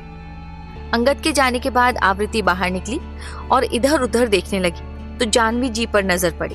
हेलो आंटी, मैं अब ठीक हूँ। मिस्टर मर्चेंट ने बहुत कर्ज चढ़ा दिया मेरे सिर पर। मैं कुछ काम करना चाहती हूँ ताकि ये कर्ज उतार सकूं। वो इजाजत दे तो करो काम, नहीं तो बड़े मालिक से पूछ लो। वो कहाँ है? जानवी जी ने उसे अमरेंद्र मर्चेंट के कमरे के बाहर ला छोड़ा तो आवृत्ति अंदर चली गई। नमस्ते अंकल। अमरेंद्र जी ने उसकी तरफ नजरें उठाई और वो फौरन बोली, मुझे जब तक बाहर काम नहीं मिलता मैं घर के काम में हाथ बटाऊं? क्यों नहीं? अंगद ने इजाजत दे दी है? नहीं अंकल, अभी तो उनसे पूछना है, पर वो तो रात में आएंगे ना। तो करो तब तक। ओके, तो अब मैं घर के काम किया करूंगी। ये किताब कैसी है? उसने अमरेंद्र मर्चेंट के बगल में रखी किताब को देखते हुए पूछा। पढ़नी है? उन्होंने सवाल किया। हाँ, मुझे बहुत पसंद है किताबें पढ़ना। तो ले लो, और अगर दूसरी बुक चाहिए तो उधर कॉरिडोर के लास्ट में फर्श में एक स्लाइड है, उसे सरका कर नीचे अंडरग्राउंड में चली जाना। लाइब्रेरी क्या, गोडाउन ही समझ लो। वहाँ बुक्स का अंबार लगा रखा है अंगद ने, उसे भी रीडिंग बहुत पसंद है। अच्छा, फिर तो मैं कभी भी ले लूंगी, आज के लिए ये काफी है, वक्त भी कट जाएगा। अंकल आप बहुत कम बोलते हैं। नहीं? अच्छा समझ गई, मिस्टर मर्चेंट की वजह से ना? अमरेंद्र जी मुस्कुरा दिए। आवृत्ति धीरे से बोली, घर में ही है क्या वो? नहीं। फिर ठीक है, मैं कम नहीं बोलती और खुराफाती भी बहुत हूँ। हाथ पैर शांत करके एक जगह पड़े रहने की आदत नहीं है मेरी। उनकी वजह से मजबूरी में रह रही थी 1 महीने से शांति से। लगा नहीं था कि तुम इतना बोलती होंगी, अमरेंद्र जी ने कहा। लगने दिया ही नहीं था ना मैंने। मिस्टर मर्चेंट के दरबान जो हर वक्त सिर पर सवार रहते थे, चाह कर भी बोल नहीं पाती थी मैं। उससे भी तो नहीं बोलती तो तुम? क्योंकि मुझे आदमी पसंद नहीं, नफरत होती है मुझे। वो बोल गई, फिर जबान काटते हुए मन ही मन बोली, क्या कह दिया? जिसके सामने बोल रही है वो भी आदमी है, तू भी ना पागल है 1 नंबर की। तो अमरेंद्र जी ने पूछा, ओ तो कुछ बुरा अतीत रहा है ना तुम्हारा? छोड़िए ना अंकल अतीत को, मुझे तो बस वर्तमान में जीना है। अतीत तो अब पीछे छूट गया है। अतीत पीछे छूट गया तो इस हिसाब से नफरत भी पीछे छूट जानी चाहिए थी। वो साथ है तो अतीत को भी साथ ही समझो। अरे अंकल, मैंने बुक ली हुई है और मैं बैठकर बकबक कर रही हूँ। कितने दिनों बाद मुझे कोई बुक मिली है, मुझे बुक पढ़नी है। कहकर आवृत्ति वहां से हट गई और वो अतीत के बारे में कुछ भी बात नहीं करना चाहती थी। अमरेंद्र जी उसे देखते रहे और जब वो आंखों से ओझल हो गई तो मन ही मन बोले, काश ये दोनों अपनी अपनी यादों को भुलाकर नई यादें बना सकी। आवृत्ति शाम तक किताब पढ़ने में ही व्यस्त रही। शाम को वो बाहर निकली और किचन में चली गई। जाकर रसोई शिवा की जगह खुद खाना बनाने लगी। शिवा मना करता रहा पर वो नहीं मानी। अंगद आया तो कोट उतारा, फिर टाई उतारते हुए शर्ट भी खोल दी। बनियान पहने हुए वो बेधड़क रोज की तरह किचन में गया और साथ ही बोला, शिवा पानी दो। आवृत्ति को वहां देखकर वो पल भर के लिए झेप गया। अगले ही पल उसने चेहरे से भाव हटाते हुए शिवा के हाथ से पानी ले लिया। आवृत्ति ने तो एक नजर उसे देखने के बाद निगाह नहीं उठाई, चुपचाप अपने काम से काम करती रही। अंगद ने शिवा को ग्लास पकड़ाते हुए आवृत्ति की तरफ देखा और बोला, आप यहाँ? आपकी अम्मा और पापा से पूछा था मैंने, आवृत्ति ने बिना उसकी तरफ देखे कहा। उन्होंने हाँ कहा, उन्होंने आपसे इजाजत लेने को कहा। तो आपने इजाजत ली?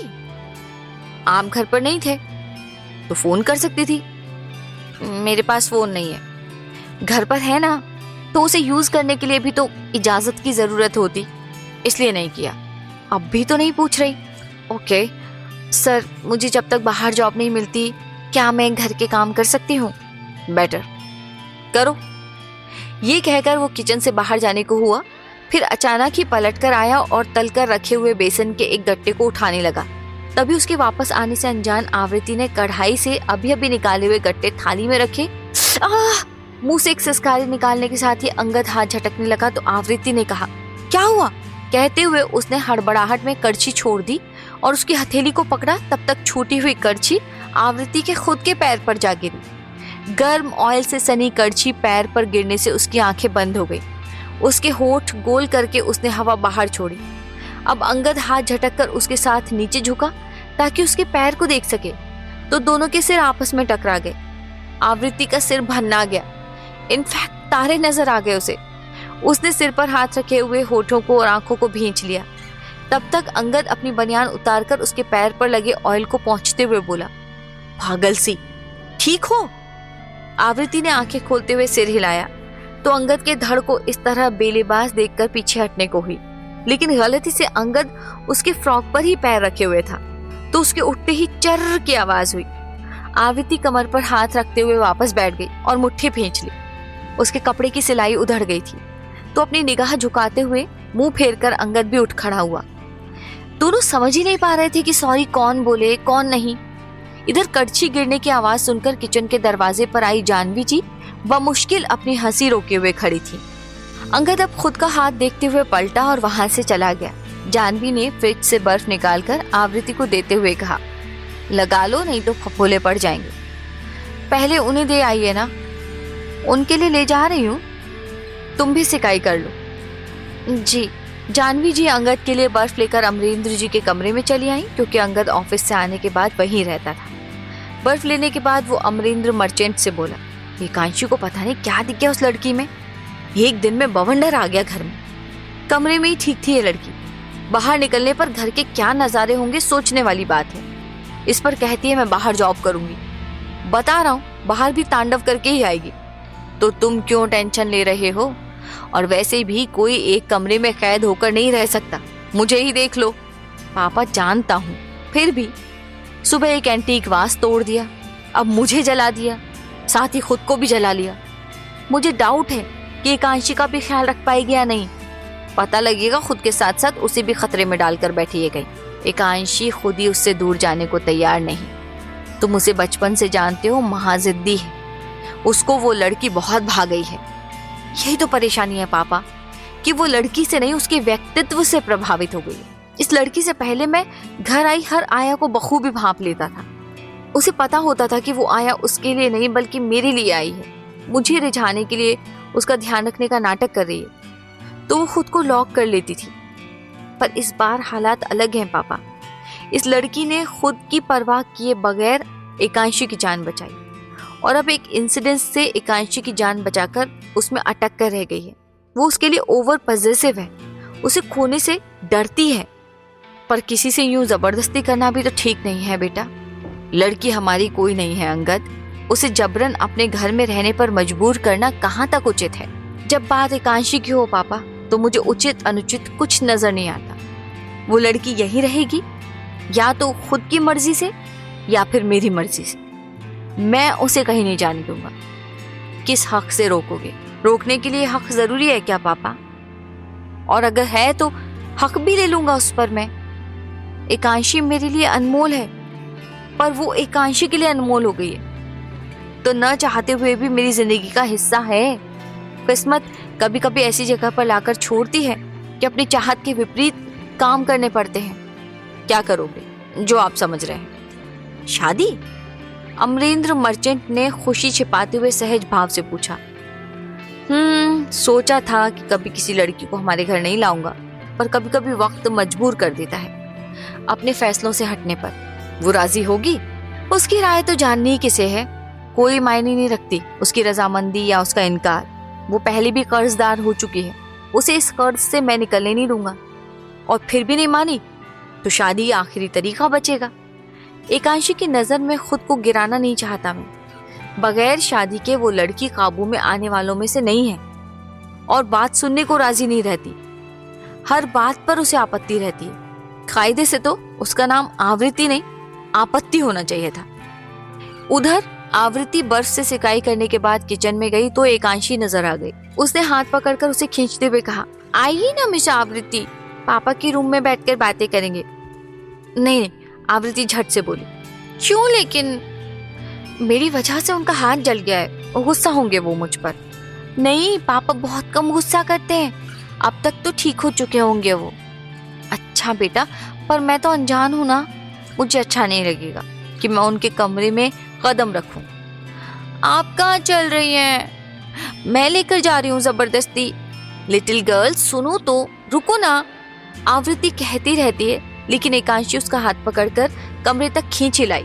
वहां पर अंगद को न देखकर वो दादाजी के कमरे में लेवाकर चली गई। अंगद ने आहट पर पलटकर देखा तो एकांशी के साथ खड़ी आवृत्ति को देखकर बोला, इट्स ओके, आ जाइए। एकांशी हंसते हुए बोली, देखा मैंने कहा था ना, पापा का गुस्सा गायब हो चुका होगा। जी वो आपकी बेटी मुझे पकड़ कर ले आई। आप लोग बातें कीजिए, मैं जाती हूँ। कहते हुए आवृत्ति जाने को हुई तो अंगद बोला, आपको जाने की इजाजत नहीं दी गई है, आइए।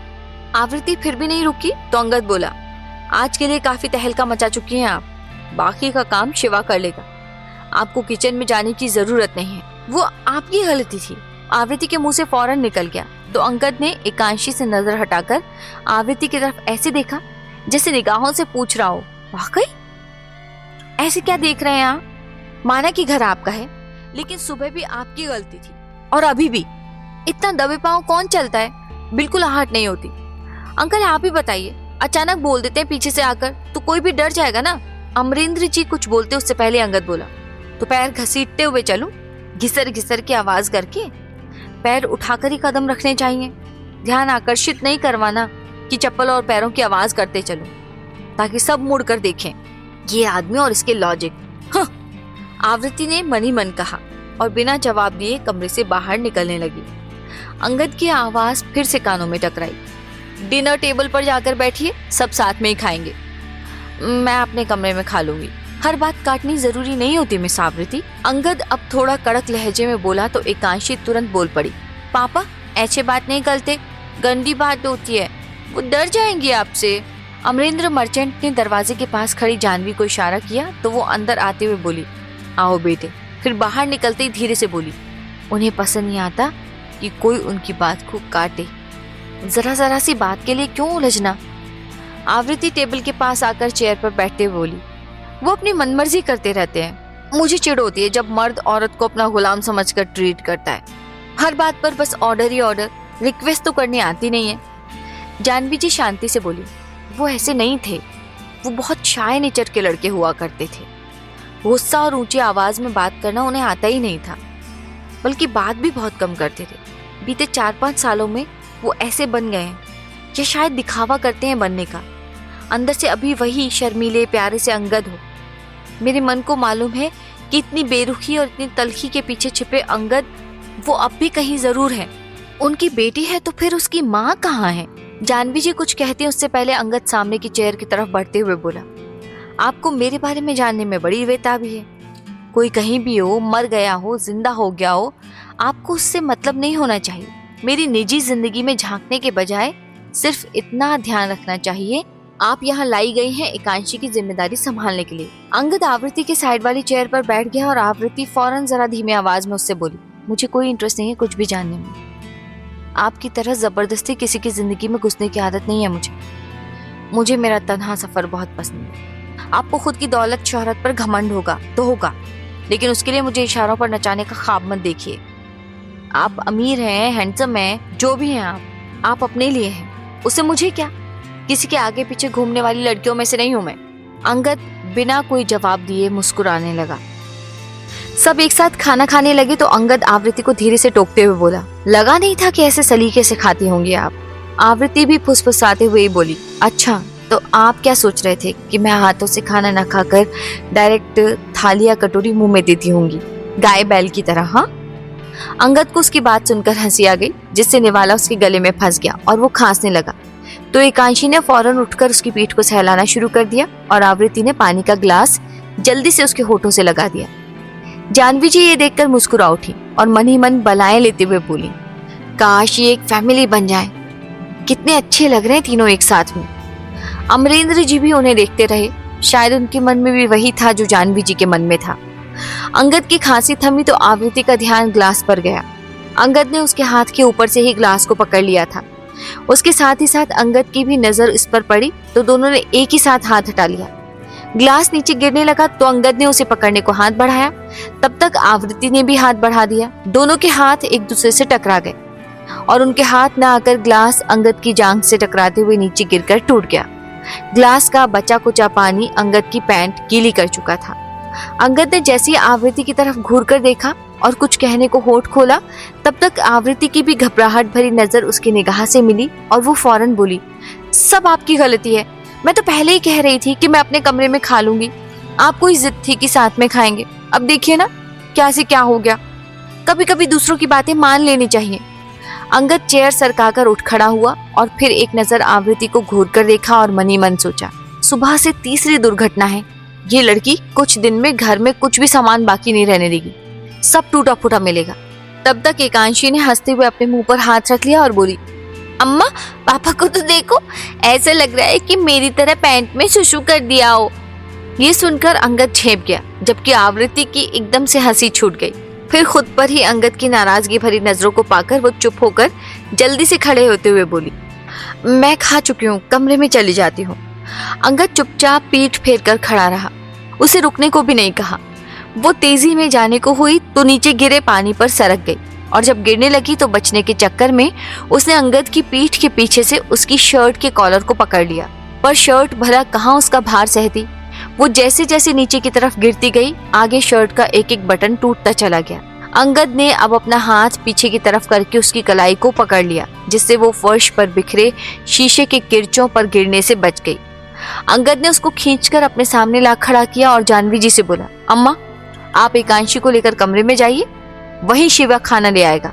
जानवी जी एकांशी को गोद में उठाकर ऊपर कमरे की तरफ बढ़ गई तो अंगद आवाज देते हुए बोला, रोनी ये सब साफ कर दो और शिवा को कह दो कि खाना एकांशी के कमरे में दे आए। अंगद उन्हें ऑर्डर दे रहा था तो वहीं आवृत्ति कभी अंगद की शक्ल देख रही थी तो कभी उसकी शर्टलेस लीन बॉडी को, कभी टूटे हुए शर्ट के बटनों को। फिर मन ही मन बोली, हमेशा मेरे साथ ही ऐसा क्यों होता है, करने कुछ और जाती हूँ, हो कुछ और जाता है। अंगद की नजर एकांशी और अम्मा पर थी। जैसे ही वो दोनों आंखों से ओझल हुए, अंगद आवृत्ति को एक तरफ खींच कर ले गया, उसे पूल में धक्का देते हुए बोला, अब हंसो। अचानक हुए इस वाकये से आवृत्ति की तो सांसें अटक गई। वो पानी से डरने वालों में से एक थी, जान हलक में आ गई थी। वो चीखने को हुई, तब तक अंगद ने उसके मुंह पर हाथ रख दिया और अपनी तरफ खींचकर उसकी कलाई पीठ के पीछे लगाते हुए उसके चेहरे पर से अपना हाथ हटाकर कहा, ऐसे क्या देख रही हो और क्या करना चाह रही हो? मुझ जैसे महबूब की तलाश है? किसने कहा कि मुझे महबूब चाहिए तुमसा? आवृत्ति गुस्से में बिफर कर बोली, चाहिए भी हो तो कोई है ही नहीं मुझसा, मैं तुम्हारे अधिकार क्षेत्र के बाहर की चीज हूँ। अंगद मर्चेंट ने गुमान से कहा, और मैं तुम्हारे।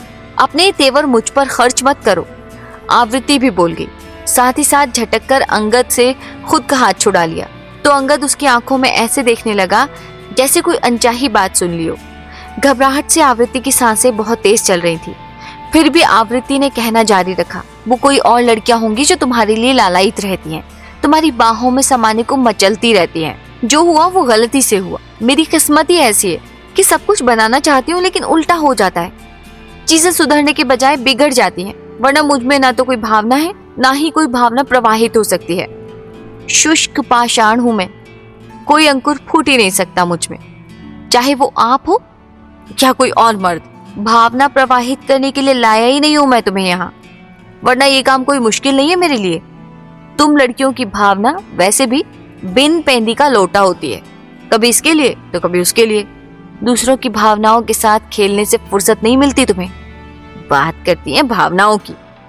आवृत्ति उसकी बात को काटते हुए बोली, एक मिनट, मुझे यहाँ रोकने की जिद आपकी है मिस्टर अंगद मर्चेंट।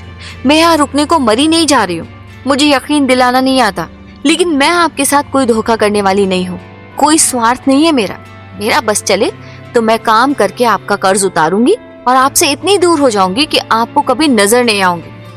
आपकी आलीशान जिंदगी आपको ही मुबारक। मुझे मिट्टी भरा घर, पथरीला फर्श भी चलेगा सोने को, नहीं है दरकार इन कोमल गद्दों की।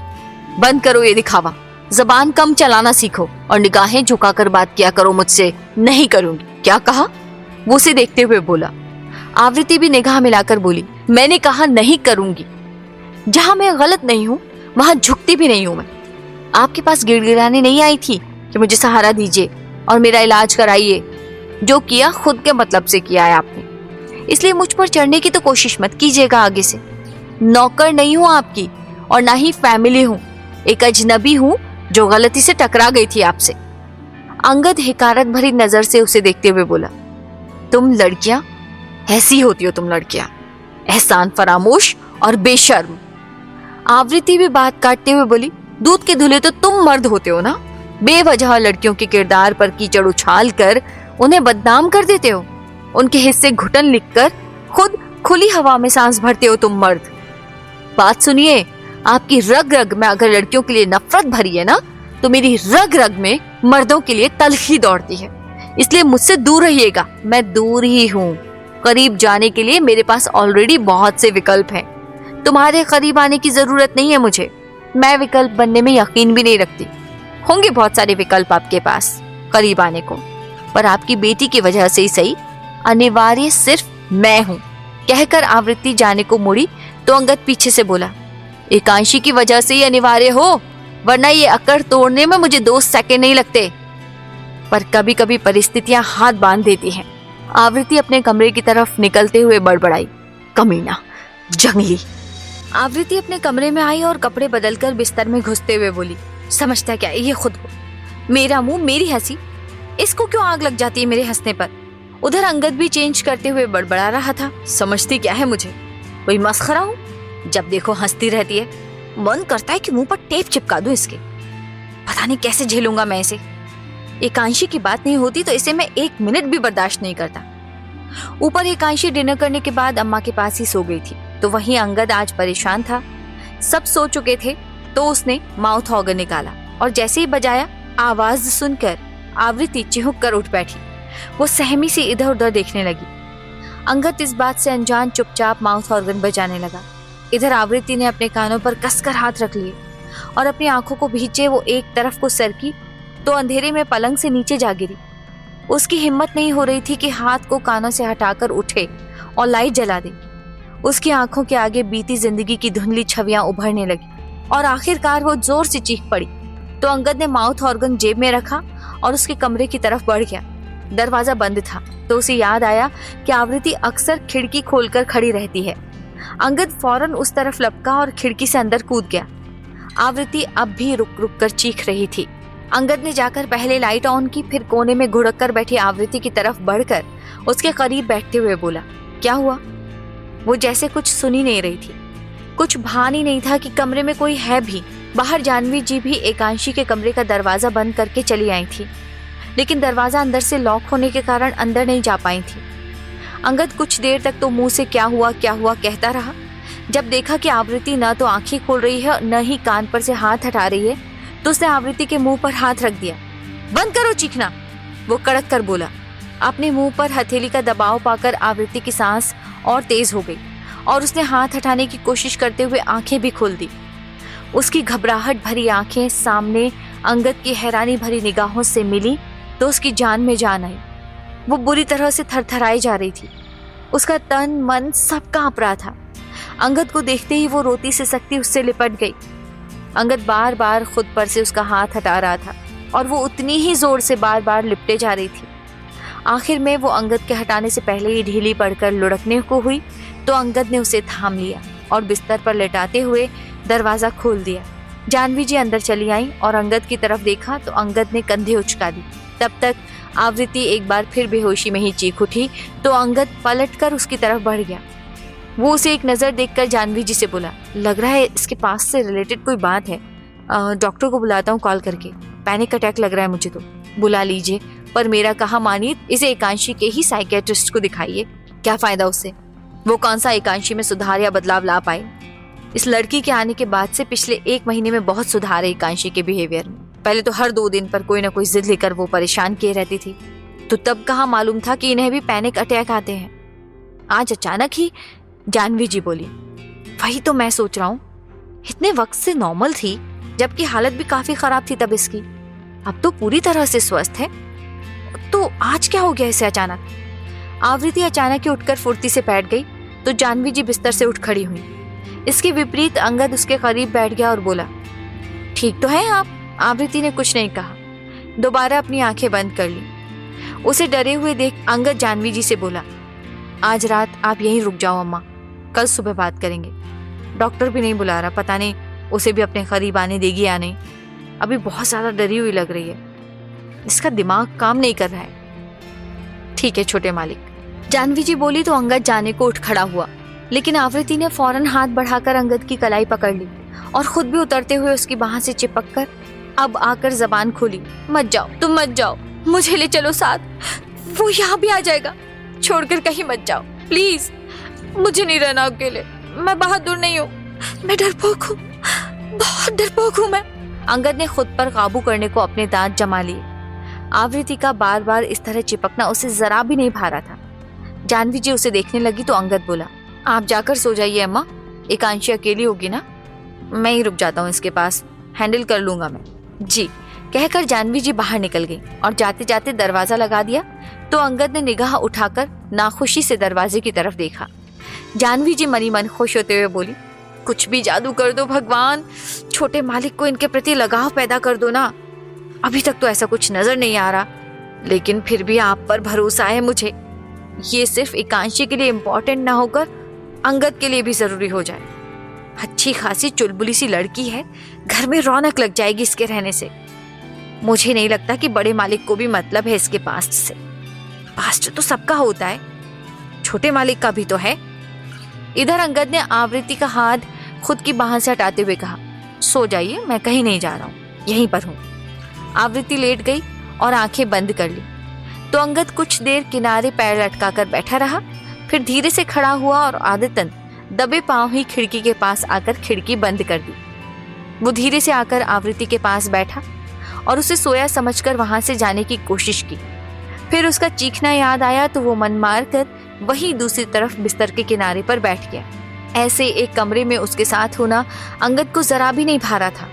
वो अपनी मर्जी से लड़कियों के साथ जाता था, बार जाता था, क्लब जाता था, उन्हें डिनर और लंच पर ले जाता, पर किसी को भी वो कमरे तक नहीं लाया था। लड़कियों की लाख कोशिशों के बावजूद भी कोई लड़की उसकी जिंदगी में यह हक हासिल नहीं कर सकी थी। वो उनके करीब जाकर भी उन सब की पहुंच से बहुत दूर रहता था और आज एक लड़की के साथ कमरे में होना उसे परेशान कर रहा था। माथे पर शिकन की रेखाएं उभर आई थी। उसने दोनों हथेलियों को पीछे बेड पर रखकर छत की तरफ मुंह उठाते हुए आंखें बंद कर ली और मन ही मन बोला, क्या हुआ इसे? अच्छी खासी बहस करके गई थी मुझसे, और कौन आ जाएगा? पागल खाने में थी तो शायद वहां से जुड़ी हुई कोई बात हॉन्ट कर रही है इसे। मे बी कोई इलेक्ट्रिक शॉक या कुछ और तरीका जिससे इसे पनिश किया गया। अंगद सोचने में व्यस्त था, तभी उसके पैरों पर कोई लेट गया। उसने फौरन आंखें खोल ली। आवृत्ति उसके पैर पर आकर सो गई थी। अंगद को ये जरा भी अच्छा नहीं लगा और उसने बिना कुछ कहे आवृत्ति के कंधे पकड़कर उसे खुद से दूर हटाना चाहा, लेकिन आवृत्ति उसके घुटनों को कसकर पकड़े हुए थी। वो जितना दूर हटाने की कोशिश करता, आवृत्ति उतना चिपक जाती। ओफो, बिल्कुल चीते की तरह चिपक गई है ये तो, छोड़ ही नहीं रही। क्या मुसीबत है ये, आई जस्ट हेट इट। वो होठों ही होठों में बड़बड़ा उठा। आवृत्ति जब निश्चिंत होकर सो गई तो अंगद ने उसे अपनी गोद से हटाकर लिटा दिया और खुद भी बिस्तर पर चढ़कर उसके सिरहाने बैठ गया। चेहरे पर आए बालों को एक तरफ हटा दिया ताकि वो आराम से सो सके। सुबह होने को हुई तो अंगद उठकर दबे पांव कमरे से बाहर निकल गया। अपने कमरे में जाकर फ्रेश हुआ, फिर फाइल्स देखते हुए थक गया तो आंखें बंद कर ली। आवृत्ति की नींद खुली तो सुबह हो चुकी थी। वो उठ बैठी। उसे रात की बात याद आ गई कि कोई माउथ ऑर्गन बजा रहा था और वो अपना आपा खो बैठी, पर इससे ज्यादा उसे कुछ याद नहीं आ रहा था। वो कमरे से बाहर निकली और किचन में चली आई। रात के बर्तन धोते हुए वो मन ही मन बोली, अभी कुछ वक्त बाहर न जाना ही सही है। अच्छा तो नहीं लग रहा इसका एहसान लेना, पर कोई चारा भी नहीं है। वो मुझे ढूंढ रहा होगा तो मुझे फिर से पागल खाने उठा ले जाएगा। नहीं जाना दोबारा वहां। इधर अंगद लगातार पानी गिरने की आवाज सुनकर किचन में चला आया। सामने सोच में गुम आवृत्ति को देखकर उसने खुद ही उसके पीछे जाकर खड़े होते हुए हाथ बढ़ाया और नल बंद कर दिया तो आवृत्ति को होश आया। अंगद के करीबी से उसने रात की बातों को याद करने के लिए दिमाग पर जोर डालना चाहा। कुछ याद नहीं आया तो वो जाने को कदम बढ़ा चुके अंगद को टोकते हुए बोली, कल रात कुछ हुआ था क्या? कुछ से मतलब? जाते हुए अंगद ने अब रुककर बिना मुड़े ही पूछा। मतलब आपके और मेरे बीच कोई लड़ाई या कुछ और? आपके और मेरे बीच कुछ भी होने की गुंजाइश ही नहीं है, कहकर अंगद वापस चला गया तो आवृत्ति ने राहत की सांस ली। थैंक गॉड कुछ गड़बड़ नहीं की मैंने, मुझे तो लगा कि बहुत सुनाएगा मुझे। आवृत्ति चाय बनाने लगी, तब तक जानवी जी नीचे चली आई। तुम ठीक हो? उन्होंने सवाल किया।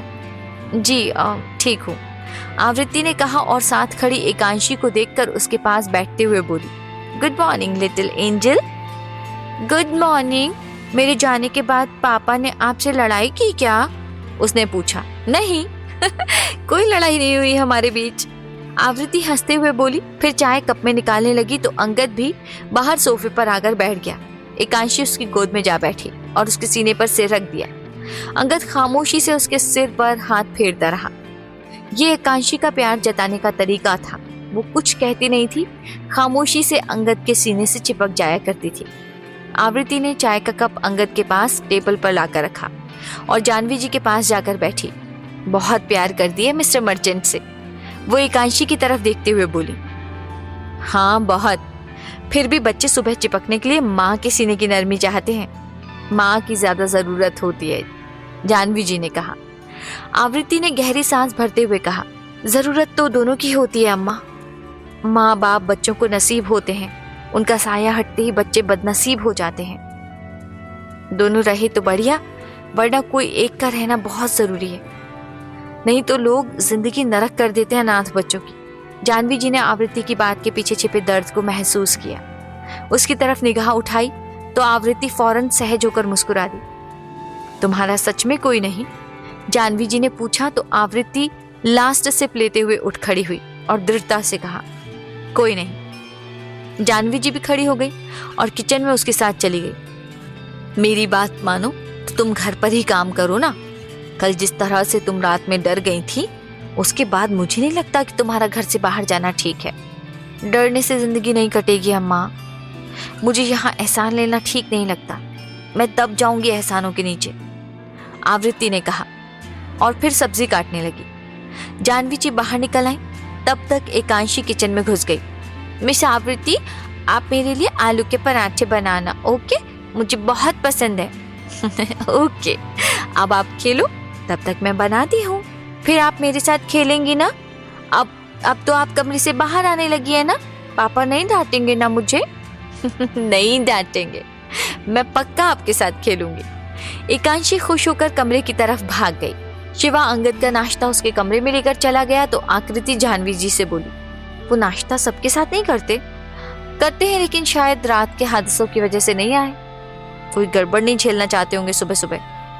कल रात का इंसिडेंट? कौन सा वाला? पानी गिरना, ग्लास टूटना वगैरह। काम का वक्त है ना, इस टाइम वो शांति चाहते हैं। ओके, कहकर आवृत्ति एकांशी को नाश्ता कराने लगी। अंगद ने कमरे में फाइल बंद की और दरवाजे पर आकर इस तरफ देखा तो एकांशी को खाते देखकर मुस्कुराने लगा। आमतौर पर वो सुबह नाश्ते के साथ दौड़ती थी। अम्मा और अंगद परेशान हो जाते थे एक बार में, और इस तरह से शांति से बैठकर नाश्ता उसने आज तक नहीं किया। लग ही नहीं रहा था कि ये वही एकांशी है। अंगद वापस कमरे में चला गया और नाश्ता करने के साथ फोन पर बात करने लगा। फिर अचानक बाहर गया।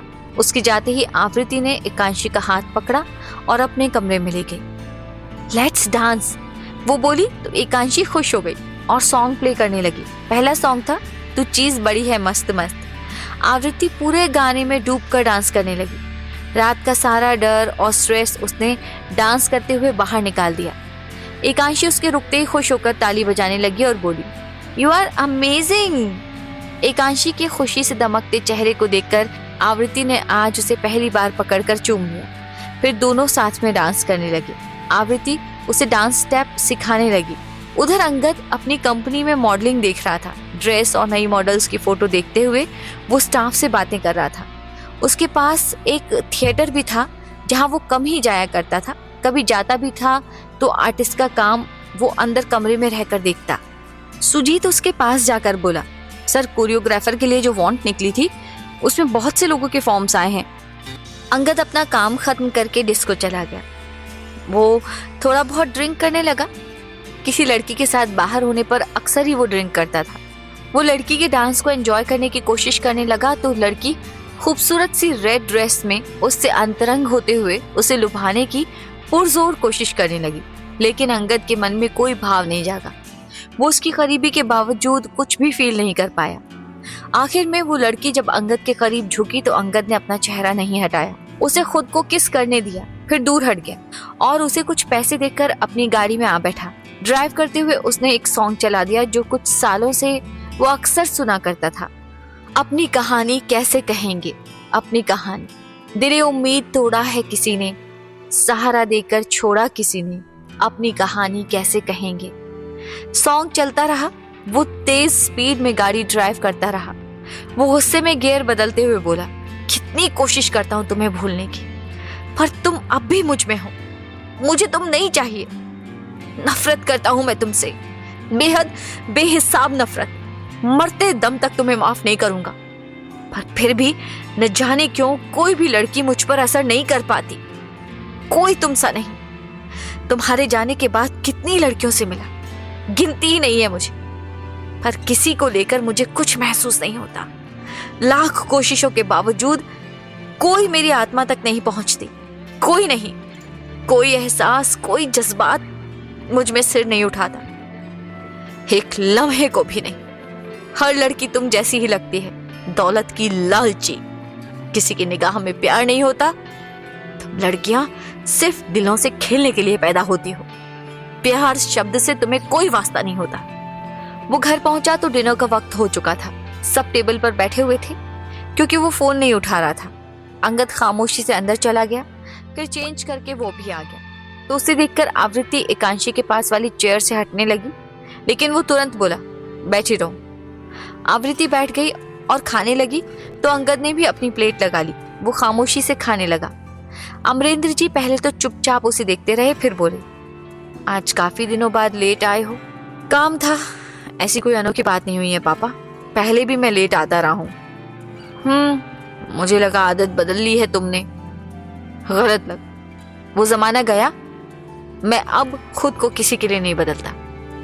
पापा, एकांशी ने अंगद को गंभीर देखकर जानबूझकर उसकी बात को काटते हुए टोका। बेटा, मैंने ना आपके लिए एक डांस तैयार किया है, खाने के बाद आपको दिखाऊं? मेरा खाना हो गया है, आप खाते रहिए और देखते भी रहिए। मैं वेट नहीं करूंगी, वरना मुझे तो जानते ही है ना आप, खाते ही नींद आने लगती है। ओके, दिखाओ। एकांशी चेयर से उतर गई और तरह तरह के एक्सप्रेशंस देते हुए डांस करने लगी। साथ ही साथ लिपसिंग भी करती रही। चंदा ने पूछा तारों से, तारों ने पूछा हजारों से, सबसे प्यारा कौन है? पापा, मेरे पापा। अंगद अब मुस्कुराने लगा। उसका खराब मूड इस प्यारे से डांस को देखने के बाद काफी हद तक ठीक हो गया था। वो चेयर से उठा और एकांशी को गोद में उठाकर प्यार से उसे चूमने लगा। तो एकांशी अपना चेहरा दूर हटाते हुए बोली, पापा, बदबू आ रही है आपसे, क्या गंदा संदा खा कर आए हो? मत खाया करो ना, मुझे ये स्मेल अच्छी नहीं लगती। अंगद ने उसे नीचे उतार दिया और बोला, आगे से ख्याल रखूंगा, सॉरी। आवृत्ति ने निगाह तो नहीं उठाई पर समझ गई कि क्या चक्कर है, क्योंकि अंगद उसके बराबर में ही बैठा था। तो वो जब बोल रहा था, बियर की गंध आ रही थी। एकांशी ऊपर जाते हुए बोली, अम्मा, मैं जा रही हूँ, आप आ जाना, मैं बहुत थक गई हूँ क्योंकि मैंने इतना सारा डांस किया है ना। ओके, मैं भी आ रही हूँ, कहकर जानवी जी भी खड़ी हुई और हाथ धोकर अमरेंद्र जी को उनके कमरे तक लाकर छोड़ा। फिर ऊपर की तरफ बढ़ गई तो आवृत्ति भी उठकर बर्तन हटाने लगी। अंगद ने निगाह ऊपर की और उसे देखने लगा। आवृत्ति कुछ देर तक तो उसे इग्नोर करती रही, पर लगातार खुद पर उसकी नजर पाकर उसने भी अब अपनी पलकें उठा ली और बोली, कुछ कहना चाहते हैं? हाँ, तो बोलिए ना। मैं अंतर्यामी नहीं हूँ कि घूरने से समझ जाऊं कि आपके दिमाग में क्या चल रहा है। मेरी बेटी को मुझसे दूर करने की कोशिश कभी मत करना। आप क्या क्या सोचते रहते हो? भला मैं क्यों करूंगी ऐसा? तुम लड़कियों को कुछ करने के लिए किसी वजह की जरूरत नहीं होती, दिमाग चल जाता है बस। इतना सोचकर मन को व्याकुल करने की जरूरत नहीं है। वो आपकी बेटी है और आपकी ही रहेगी, तो यही सोचकर पीकर आए हैं आप? शराब मैं एंजॉय करने गया था तो पीकर आया हूँ। मुझे किसी बात की कमी नहीं कि कुछ सोचकर पीऊंगा। मुझे तो कमी है तो भी नहीं पीती। पीने से कमी दूर तो नहीं हो जाएगी। ये एंजॉय करने का तरीका है। ओह अच्छा, फिर तो एकांशी को भी एंजॉय करने का ये तरीका सिखाएंगे आप, है ना? अंगद गुस्से में खड़ा हो गया और बोला, मेरे लाइफस्टाइल में खलल डालने की कोशिश मत करो, समझी? मैं क्यों डालूंगी खलल? बल्कि बाहर से क्यों बियर पी कर आना, घर पर भी पीजिए ना। कहते हुए वो किचन में सिंक में बर्तन रखने लगी तो अंगद उसके पीछे चला आया और झटके से उसे खुद की तरफ घुमा दिया। कुछ बोलने को मुंह खोला लेकिन फिर चुप रह गया और उसे घूरने लगा तो आवृत्ति जाने को हुई, लेकिन अंगद ने दरवाजे पर हाथ रख लिया और उसे देखने लगा। क्या हुआ? अब क्या प्रॉब्लम है? अंगद चुप रहा और एकटक उसे देखता रहा। मेरे चेहरे पर कुछ लगा है क्या? आवृत्ति ने कहा। अंगद अब भी चुप रहा तो वो बोली, नहीं बताना है तो हटिए, मुझे जाना है। कुछ हो नहीं रहा तुम्हें? अंगद ने गहरी आवाज में कहते हुए उस पर नजर दौड़ाई। क्या होना चाहिए? आवृत्ति ने भी निगाह से निगाह मिलाकर पूछ लिया। अंगद चुप होकर उसे इंटेंसिटी से देखने लगा तो वो बोली, बताइए ना, क्या होना चाहिए? अंगद ने बिना कुछ कहे उसके बालों की तरफ हाथ बढ़ाया तो आवृत्ति ने उसका हाथ बीच में ही रोकते हुए कहा, आपके पास कोई जवाब नहीं है ना? तो मेरी बात सुनिए। इस धरती पर अब मेरे लिए कोई ऐसा मर्द नहीं है जिसमें ऐसा कुछ हो कि उसके देखने से, छूने से या करीब आने से मुझे कुछ हो सके। इस किस्म के एहसास मुझ में रहे ही नहीं। फिर आवृत्ति ने उसकी कॉलर पकड़कर उसे हल्का सा खुद की तरफ खींचते हुए कहा, आप मेरे उतने करीब आए या फिर इतने करीब, कोई फर्क नहीं पड़ता मुझे, कुछ नहीं होता, समझ गए? अंगद अपनी कॉलर से उसका हाथ हटाने की कोशिश करते हुए उससे दूर होने को हुआ, क्योंकि उसे डर था कि कहीं आवृत्ति पर ही फ्रस्ट्रेशन ना निकल जाए। तब तक आवृत्ति ने भी उसे छोड़ दिया और अपने कमरे में जाकर दरवाजा बंद कर लिया। दरवाजा बंद करते ही उसने बोतल उठाई और गट गट करके आधा बोतल पानी पी गई। न जाने कहां से हिम्मत आ गई थी कि इतना सब कह पाई। शायद भरोसा था कि वो गलत हरकत नहीं करेगा, क्योंकि एक बेटी का बाप है वो। इधर अंगद ने आगे बढ़कर अपने चेहरे पर पानी के छींटे मारे और आवृत्ति के चेहरे को याद करते हुए आंखें बंद कर ली। मन ही मन बोला, नहीं है, कुछ नहीं है इसके मन में मेरे लिए। यहाँ सिर्फ एकांशी के लिए ही है, कोई दिखावा नहीं कर रही है। थैंक गॉड ये बाकी लड़कियों की तरह मुझे पाने को बेकरार नहीं है। आवृत्ति चुपचाप सो गई। आज नींद भी आ गई थी उसे, शायद डांस करके थकी हुई थी इसलिए। उधर अंगद को आज नींद नहीं आ रही थी। जब जब वो किसी और लड़की के संग वक्त बिताता तो बेतरह परेशान रहता था। वो उस लड़की के किस को याद करते हुए अपने होठों को रगड़ने लगा। अपने चेहरे को उसने शीशे में देखा, फिर ताबड़तोड़ दीवार पर हाथ मारते हुए बोला, क्या से क्या बनाकर छोड़ दिया तुमने मुझे? क्या था मैं और क्या हो गया हूँ? क्यों पड़ा था तुम्हारे प्यार में? मैं नहीं पढ़ना चाहिए था। हर लम्हे से नफरत है मुझे, जिन लम्हों में मैं तुम्हें दिल में बसा बैठा था। तुम नहीं थी मेरे प्यार के लायक, पर देखो ना, तुमने मुझे किसी के प्यार के लायक नहीं छोड़ा। सबकी गरीबी से नफरत होती है, सिर्फ और सिर्फ नफरत। अंगद ने माउथ ऑर्गन निकाला और धुन में ही गाने लगा, जिंदगी की ना टूटे लड़ी, प्यार कर ले घड़ी दो घड़ी। अक्सर ही वो ये धुन बजाता था। एकांशी को बहुत पसंद थी। वो जब नहीं सोती थी या फिर किसी मसले पर जिद करके बैठ जाती थी तो अंगद यही धुन बजाना शुरू कर देता था और वो इसे सुनने के बाद गुस्सा और जिद भूलकर शांत होकर उसके पास आ बैठती थी। आवृत्ति सो चुकी थी, लेकिन नींद में उसे लगा तो नींद उचट गई। पर उसी पल अंगद ने उसे टेबल पर रखकर बिस्तर पर जा लेटा तो आवृत्ति को लगा कि वहम था कि माउथ ऑर्गन बज रहा है। वो उठी और हल्की आवाज में गाने ऑन करके सो गई ताकि कुछ और सुनाई न दे। सुबह जल्दी उठकर किचन में गई तो अचंभित रह गई। किचन के ज्यादातर बर्तन सिंक में रखे हुए थे। वो समझ गई कि ये सब अंगद ने जानबूझकर किया है, उसका काम बढ़ाने की नीयत से। आवृत्ति बर्तन धोते हुए बड़बड़ाई, मेरा बस चले तो पत्तल का जमाना ला दूं, धोने का झंझट ही खत्म कर दूं मैं। अंगद एक्सरसाइज कर रहा था और बर्तनों को जोर जोर से रखने की आवाज सुनकर वो समझ गया था कि आवृत्ति उठ गई है। वो शैतानी मुस्कुराहट देते हुए कसरत करने लगा। कुछ देर बाद जब आवृत्ति के सारे बर्तन धुल गए तब तक अंगद ने अचानक उसमें से एक बर्तन उठा लिया और बेसन निकाला और फिर उसे वापस डब्बे में उड़ेलते हुए गीली थाली पर चिपके बेसन को देखते हुए उसने सिंक में डाल दिया। फिर इसी तरह एक एक करके उसने 4-5 बर्तनों को किसी न किसी तरीके से गंदा कर बेसन में डाला। अब उसने जैसे ही बर्तन उठाया, आवृत्ति ने झपट कर उसके हाथ से बर्तन छीनते हुए उसे वापस रख दिया। अंगद ने भी तब तक दूसरा बर्तन उठा लिया था तो आवृत्ति ने वो भी छीन लिया। फिर बोली, इनफ मिस्टर मर्चेंट, धोने में मेहनत लगती है, ये क्या तरीका है? आप जानबूझकर काम बढ़ाई दिए जा रहे हैं। काम के पैसे मिलेंगे आपको, एहसान नहीं करिए वो बर्तन धोकर। अंगद ने कहा और उसके हाथ से बर्तन छीनकर जैसे ही कुछ करने को हुआ आवृत्ति ने फिर छीन लिया और दूसरी तरफ मुड़ गई। अंगद उसके हाथ से छीनने की कोशिश करने लगा, तब तक शिवा आ गया तो आवृत्ति रुक गई। अंगद ने भी उसे छोड़ दिया। आवृत्ति बाहर निकलते हुए बोली, मैंने सब धो दिया है, आप इनसे पूछ ले कि क्या बनेगा, मैं आती हूँ तब तक। आवृत्ति ने वक्त देखा और जल्दी से नहा धो ली। उधर अंगद भी एकांशी के कमरे की तरफ बढ़ गया। आज लेट कैसे हो गई? उसके माथे को चूमते हुए बोला। पापा अभी सोने दो ना, रात में आप माउथ ऑर्गन बजा रहे थे तो मैं जाग गई थी, वही सुन रही थी, फिर मुझे लेट नींद आई। तो अभी नींद पूरी करनी है? हाँ, थोड़ी सी बाकी बची है बस, अंगद ने हंसते हुए बोला। थोड़ी सी मतलब कितनी? पापा मैं सो रही हूँ ना, परेशान नहीं करो। अंगद भी बराबर में लेट गया और खराटे लेने लगा तो एकांशी उठकर बैठ गई और झुंझाते हुए बोली, पापा। अंगद ने आंखें खोली जैसे उसे किसी ने नींद से जगाया हो और बोला, ओफो, किसने जगा दिया यार, सो रहा था ना मैं, सोने दो ना एकांशी। कहकर उसने फिर से अपनी आंखें बंद कर ली और खराटे मारने लगा। एकांशी ने तकिया उठाकर उसे मारते हुए कहा, पापा नाटक मत करो, आपने मुझे जगा कर रख दिया, मैं आपको छोड़ूंगी नहीं।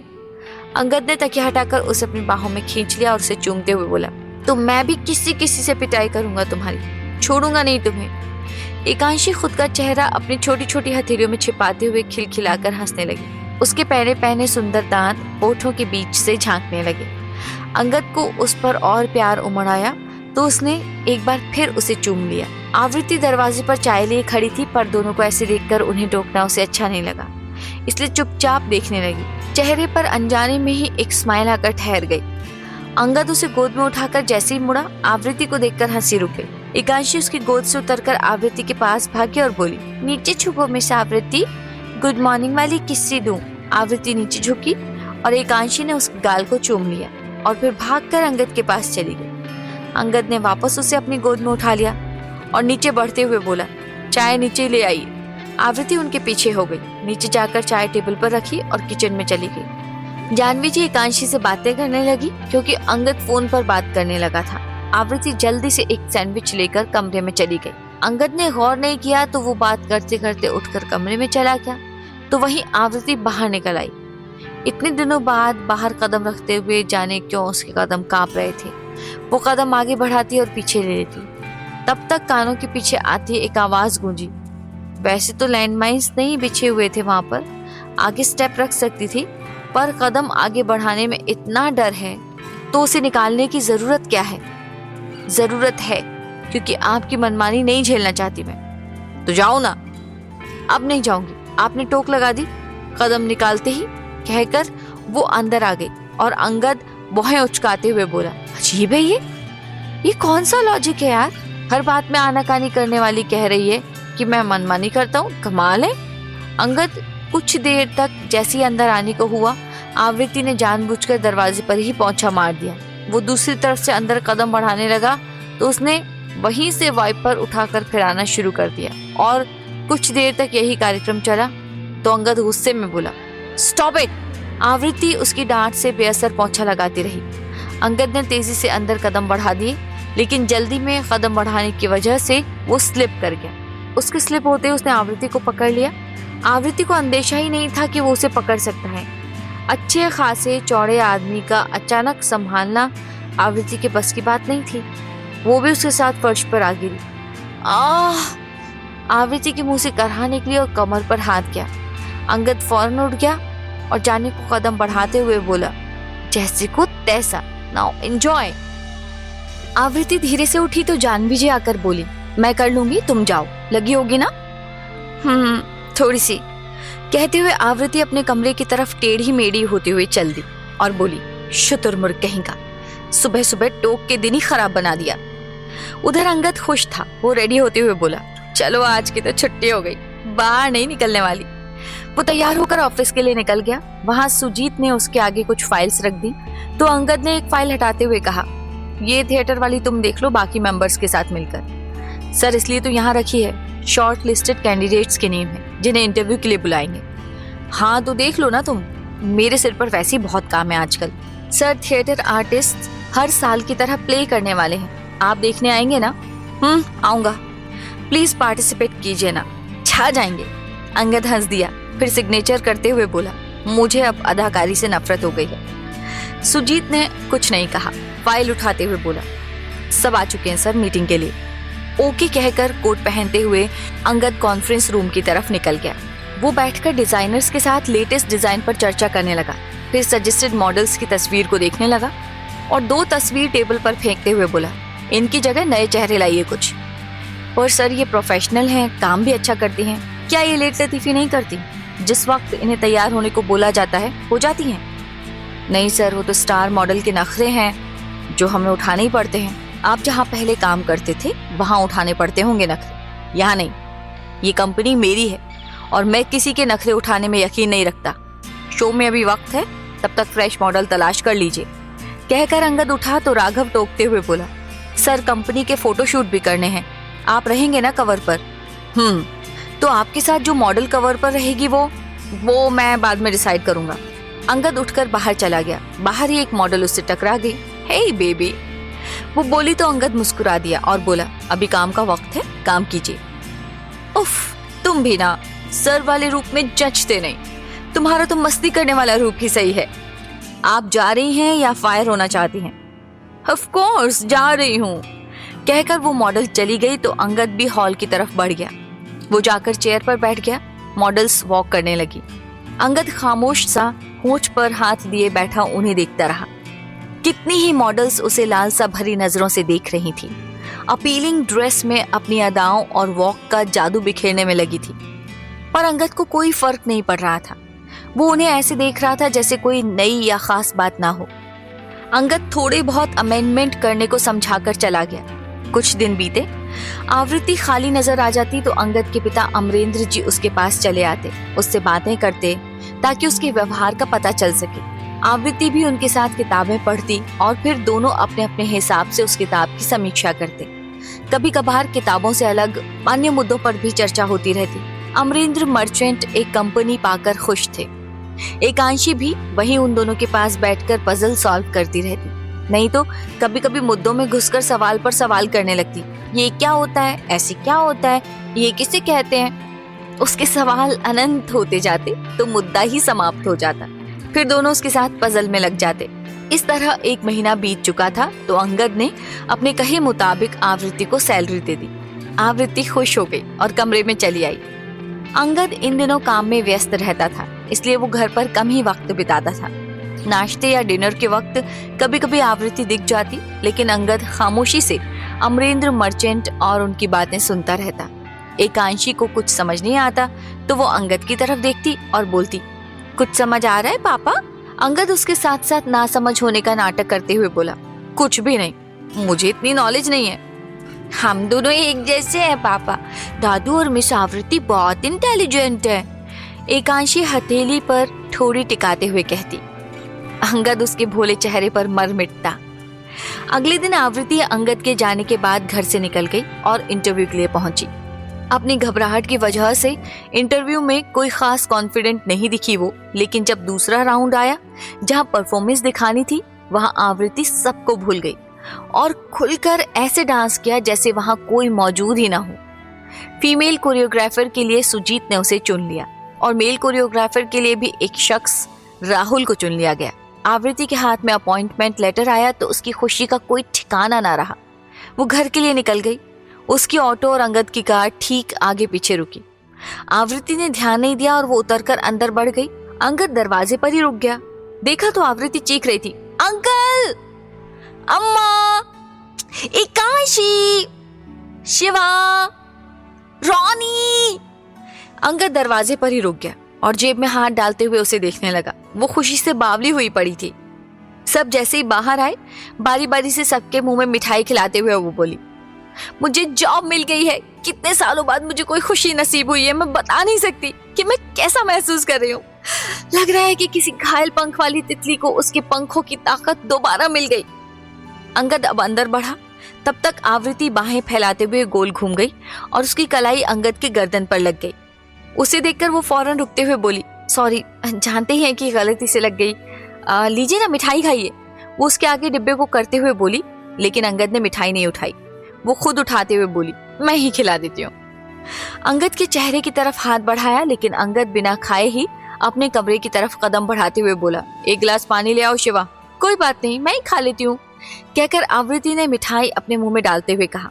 जरा सा मीठा खा लेते तो कौन सा उनके बाइसेप्स पिचक जाते। अलग ही प्रजाति के हैं तो। अंगद कोट को बिस्तर पर रखकर आंखें बंद किए चेयर पर बैठा सोच में गुम हो गया। जॉब मिल गई इसे, कहीं ये हाथ से निकल गई तो कुछ तो करना होगा। आवृत्ति खुशी खुशी किचन में चली गई और काम करने लगी। तभी कुछ याद आ गया तो उसने बेसन निकाला और गट्टे बनाकर अंगद के दरवाजे पर दस्तक दी तो वो बैठे बैठे ही बोला, आ जाओ। आवृत्ति अंदर आई तो वो आंख ढके हुए बैठा हुआ था। गट्टे की खुशबू आते ही वो खुश होकर बोला, अच्छा किया कि गट्टे बना दिए, थैंक यू शिवा। कहते हुए उसने आंखों पर से हाथ हटाया तो आवृत्ति को देखकर फौरन बोला, शिवा को भेज दिया करो, तुम्हें आने की जरूरत नहीं। मेरे सामने खुशी जाहिर कर दी तो आपकी हाइट घट गई क्या? ले जाओ, मुझे नहीं खाना। क्यों? अभी तो थैंक यू कह रहे थे। जाओ ना, दिमाग खराब मत करो। मेरी जॉब का सुनकर दिमाग खराब है ना आपका? अब क्या करें, हर कोई आपकी तरह सिरफिरा तो है नहीं।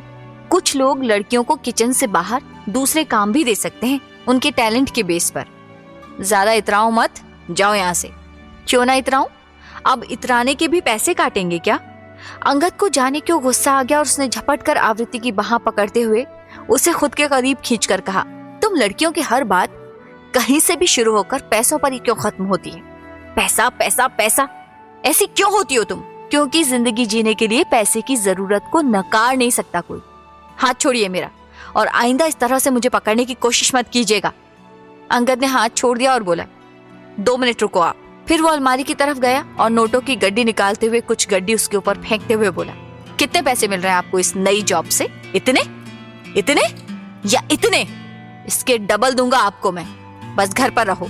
आवृत्ति खामोशी से पैसे उठाने लगी तो अंगद उसे और भी ज्यादा नफरत से देखने लगा। आवृत्ति ने वो पैसे उठाकर उसकी तरफ देखा। वो टी शर्ट में था और कोई जेब नजर न आने की सूरत में आवृत्ति ने उसके कुछ समझने से पहले ही उसकी टी शर्ट में वो गड्डियां ठूसते हुए कहा, अपनी बेटी की शादी में उसका सदका उतार कर निछावर कर देना। अंगद ने जाती हुई आवृत्ति को देखा तो फौरन आगे बढ़कर दरवाजे पर हाथ रख दिया और बोला, साबित क्या करना चाहती हो? लालची नहीं हो, मेरी नजरों में नंबर बढ़ा रही हो अपने। कौन है आप? व्हाट? कौन है आप? आवृत्ति ने फिर सवाल दोहरा दिया। अंगद कोई जवाब न देकर उसके चेहरे को घूरता रहा तो आवृत्ति बोली, क्या हुआ, भूल गए अपनी पहचान? तो जो इंसान खुद की पहचान बताने में असमर्थ है उसकी नजर में अपने नंबर बढ़ाकर मुझे भला क्या हासिल हो जाएगा? उसने अंगद का हाथ हटाया और जाना चाहा तो अंगद ने उसकी कलाई पकड़नी चाही, लेकिन आवृत्ति ने अपना हाथ खींचते हुए उसके चेहरे के आगे उंगली करके कहा, इनफ, बिना हाथ लगाए बात कीजिए। अपने साथ डिस्को बार और डेट पर जाने वाली लड़कियों की जमात में मुझे शामिल मत कीजिएगा, समझे आप? उन्हें पसंद होगा आपका छूना और करीब आना। मुझे नहीं पसंद तो नहीं पसंद, तो बात खत्म होने से पहले जगह मत छोड़ा कीजिए। मेरी तरफ से बात खत्म हो गई थी, मेरी तरफ से नहीं हुई। अप्लाई कब किया आपने जॉब के लिए? आप तो घर से बाहर ही नहीं निकली आज से पहले। घर बैठे भी अप्लाई किया जा सकता है। आप क्या बिजनेस डोर टू डोर जाकर करते हैं? शट अप, तुम्हारे पास कुछ नहीं है, ना मोबाइल ना लैपटॉप, फिर कैसे? क्यों बताऊं? ताकि आप उसकी क्लास ले सकें। क्लास तो मैं ऐसे भी ले लूंगा, देखना चाहोगी? कहकर उसने नाम पुकारने के लिए जैसे ही मुंह खोला, आवृत्ति ने फौरन आगे बढ़कर उसके मुंह पर अपनी हथेली रख दी। शिवा से अप्लाई करवाया था, बस मिल गया चैन। आवृत्ति ने उसका मुंह बंद किए हुए ही झट से कहा तो अंगद ने उसकी हथेली को अपने मुंह पर से हटाते हुए कहा, अभी कुछ लम्हों पहले ही किसी ने दावा किया था कि मेरा छूना और करीब आना उसे पसंद नहीं है। आवृत्ति उसकी गर्दन के पीछे से अपनी दूसरी हथेली हटाते हुए उससे दूर हुई और बोली, हाँ तो नहीं पसंद, वो तो मैं बाकी सबको डांट से बचाना चाहती थी, इसलिए ऐसा किया। मेरी वजह से कोई और डांट क्यों खाए? आवृत्ति जाने को हुई तो अंगद उसकी कलाई पकड़कर अपने सामने वापस खींचते हुए बोला, आपको वाकई लगता है कि मैं आपको बाहर जॉब करने दूंगा? आप करने देंगे या नहीं इससे मुझे कोई मतलब नहीं, मैं करूंगी, क्योंकि आपको मुझे रोकने का कोई अधिकार नहीं है। अंगद ने एकाएक उसके चेहरे के सामने अपना चेहरा करते हुए उसकी निगाहों में देखा और बोला, और अगर अधिकार ले लूं तो? उसकी आंखों की इंटेंसिटी और चेहरे के दृढ़ भावों को देखते हुए आवृत्ति अब घबरा उठी और अपना हाथ छुड़ाने की कोशिश करते हुए बोली, छोड़िए मेरा हाथ मिस्टर मर्चेंट, मुझे जाना है, मुझे नहीं करनी आपसे बात। ऐसा भी क्या कह दिया मैंने? अंगद बिना हाथ छोड़े ही बोला, पर आवृत्ति बिल्कुल बेचैन हो गई थी। वो अंगद की तरफ नजर ही नहीं उठा रही थी और लगातार खुद को उससे दूर खींचते हुए बोल रही थी, मुझे नहीं पता कुछ, मुझे जाने दीजिए, मुझे नहीं रुकना आपके पास, कोई बात नहीं करनी। अंगद को उसकी हालत ठीक नहीं लगी तो वो हाथ छोड़ते हुए बोला, रिलैक्स, मेरा मतलब जबरदस्ती करने से नहीं था, मैं ऐसा कुछ नहीं करने वाला। रिलैक्स। आवृत्ति तो जैसे अनसुना करके धड़धड़ाते हुए बाहर की तरफ भागी और अपने कमरे में चली गई। नहीं दूंगी किसी को अपने ऊपर अधिकार, कभी नहीं। बस मेरा अधिकार रहेगा मुझ पर, सिर्फ मेरा। नहीं बनना किसी की कठपुतली, नहीं होना पागल। उधर अंगद दरवाजे की तरफ देखते हुए सोचने लगा, जरा सी बात पर इस तरह रिएक्ट करने लगती है, ऐसा भी क्या कह दिया? कोई गलत बात तो कही नहीं थी। अधिकार लेने से मतलब शादी से था और कुछ समझ बैठी क्या ये? ये लड़की सच में पागल खाने से मुझे पागल करने के लिए ही भागी है। आम ढलने लगी थी। अंगद लेटकर किताब पढ़ रहा था कि तभी एकांशी वहां चली आई और बोली, पापा चलो किचन में चलते हैं। क्यों भाई, किचन में क्या काम है? आज मिस आवृत्ति बहुत खुश है ना, तो आज मैं भी उन्हें अपनी तरफ से खुश करना चाहती हूँ, उनके लिए कुछ बनाकर। छोड़ो ना, वो खुद ही बना लेंगी। नहीं, मुझे बनाना है और मुझे बनाना आता नहीं, इसलिए आप मेरी तरफ से बनाओगे और मैं आपकी हेल्प करूंगी। एकांशी, वो मुंह लटकाते हुए बोला। पापा, वो आंख दिखाते हुए बोली। चलो यार, चल रहा हूँ, कहकर अंगद खड़ा हुआ और किचन की तरफ बढ़ गया तो एकांशी भी पीछे पीछे वहीं आ गई। क्या बनाऊं? कुछ मीठा। हलवा बना दूं? हाँ, मूंग दाल का। वो मैं तुम्हारे लिए बनाता हूँ, उसके लिए क्यों बनाऊं? बेसन का बना देता हूँ उसके लिए। नहीं, मूंग दाल ही। नहीं, बेसन। नो। यस। एकांशी, वो झल्लाते हुए बोला। पापा, वो भी झल्लाते हुए बोली, मुझे वो लड़की पसंद नहीं और मुझे वो बहुत पसंद है। एक बात बताओ, क्या पसंद है उसमें तुम्हें? इतनी नकचढ़ी सी लड़की है। मिस आवृत्ति नहीं, मिस आपत्ति है, या दूसरा नाम बताऊं तो मिस तहलका। जिस दिन से घर में आई है तहलका मचा रखा है। पता भी है कितने सामान का नुकसान किया उसने? पता है, लेकिन फिर भी आपको उन्हें पसंद करने की एक वजह बताऊं? बताओ जरा, मैं भी तो सुनूं। कितना भी सामान बर्बाद हुआ हो, पर आपके सबसे कीमती सामान को बचाया उन्होंने, यानी कि मुझे। वो आपसे रूड होती है तो आप भी उनसे रूड रहते हो, वरना वो तो बिल्कुल मेरे जैसी है, प्यारी और चंचल। मैं नहीं मानता, कोई तुमसा नहीं है। नहीं है। पापा, आप बहुत चीची हो गए हो। आप हो गई हो। दोनों ने मुंह फेर लिया। फिर अंगद बाहर जाने को हुआ तो एकांशी ने उसकी तरफ डिब्बा बढ़ा दिया। अंगद के हाथ में डिब्बा टच हुआ तो उसने उस तरफ देखा। एकांशी ने डिब्बे का हाथ उसकी तरफ बढ़ा रखा था पर मुंह फेर रखा था। अंगद को हंसी आ गई। वो भी चुप ही रहा और डब्बा उसके हाथ से लेकर हलवा बनाने लगा। एकांशी बिना एक भी शब्द बोले सामान पकड़ाती गई पर वो चुप रहा और डब्बा उसके हाथ से लेकर हलवा बनाने लगा। एकांशी बिना एक शब्द बोले सामान पकड़ाती और फिर यथास्थान रखती रही। अंगद भी खामोशी से हलवा बनाता रहा। कुछ देर बाद आवृत्ति खाना बनाने को किचन की तरफ बढ़ी तो एकांशी ने रास्ता रोक लिया और बोली, आप अंदर नहीं जा सकती। क्यों? ऐसे ही। ऐसे ही तो नहीं होगा, कुछ गड़बड़ किया है तुमने किचन में? नहीं तो? किया है तो बताइए, मैं साफ कर दूंगी, कह दूंगी कि मुझसे हुई है गड़बड़। ओके, अब जाने दो। नहीं, तुम्हारे पापा ना मुझे कच्चा चबाने को तैयार हो जाएंगे अगर वक्त पे डिनर नहीं बना तो। अच्छा, आप डरती हैं पापा से? नहीं, पर उन्हें गुस्सा करने का मौका क्यों देना? मैं समझ गई, पर अंदर तो नहीं जा सकती आप। एकांशी, क्या गड़बड़ है, बताओ तो सही। पापा अंदर कपड़े चेंज कर रहे हैं। व्हाट? क्या? क्यों? कहानी का अगला भाग सुनने के लिए मेरे चैनल को सब्सक्राइब कर बेल को प्रेस करें। कहानी अच्छी लगी हो तो लाइक कर हमें कमेंट करना नहीं भूलें।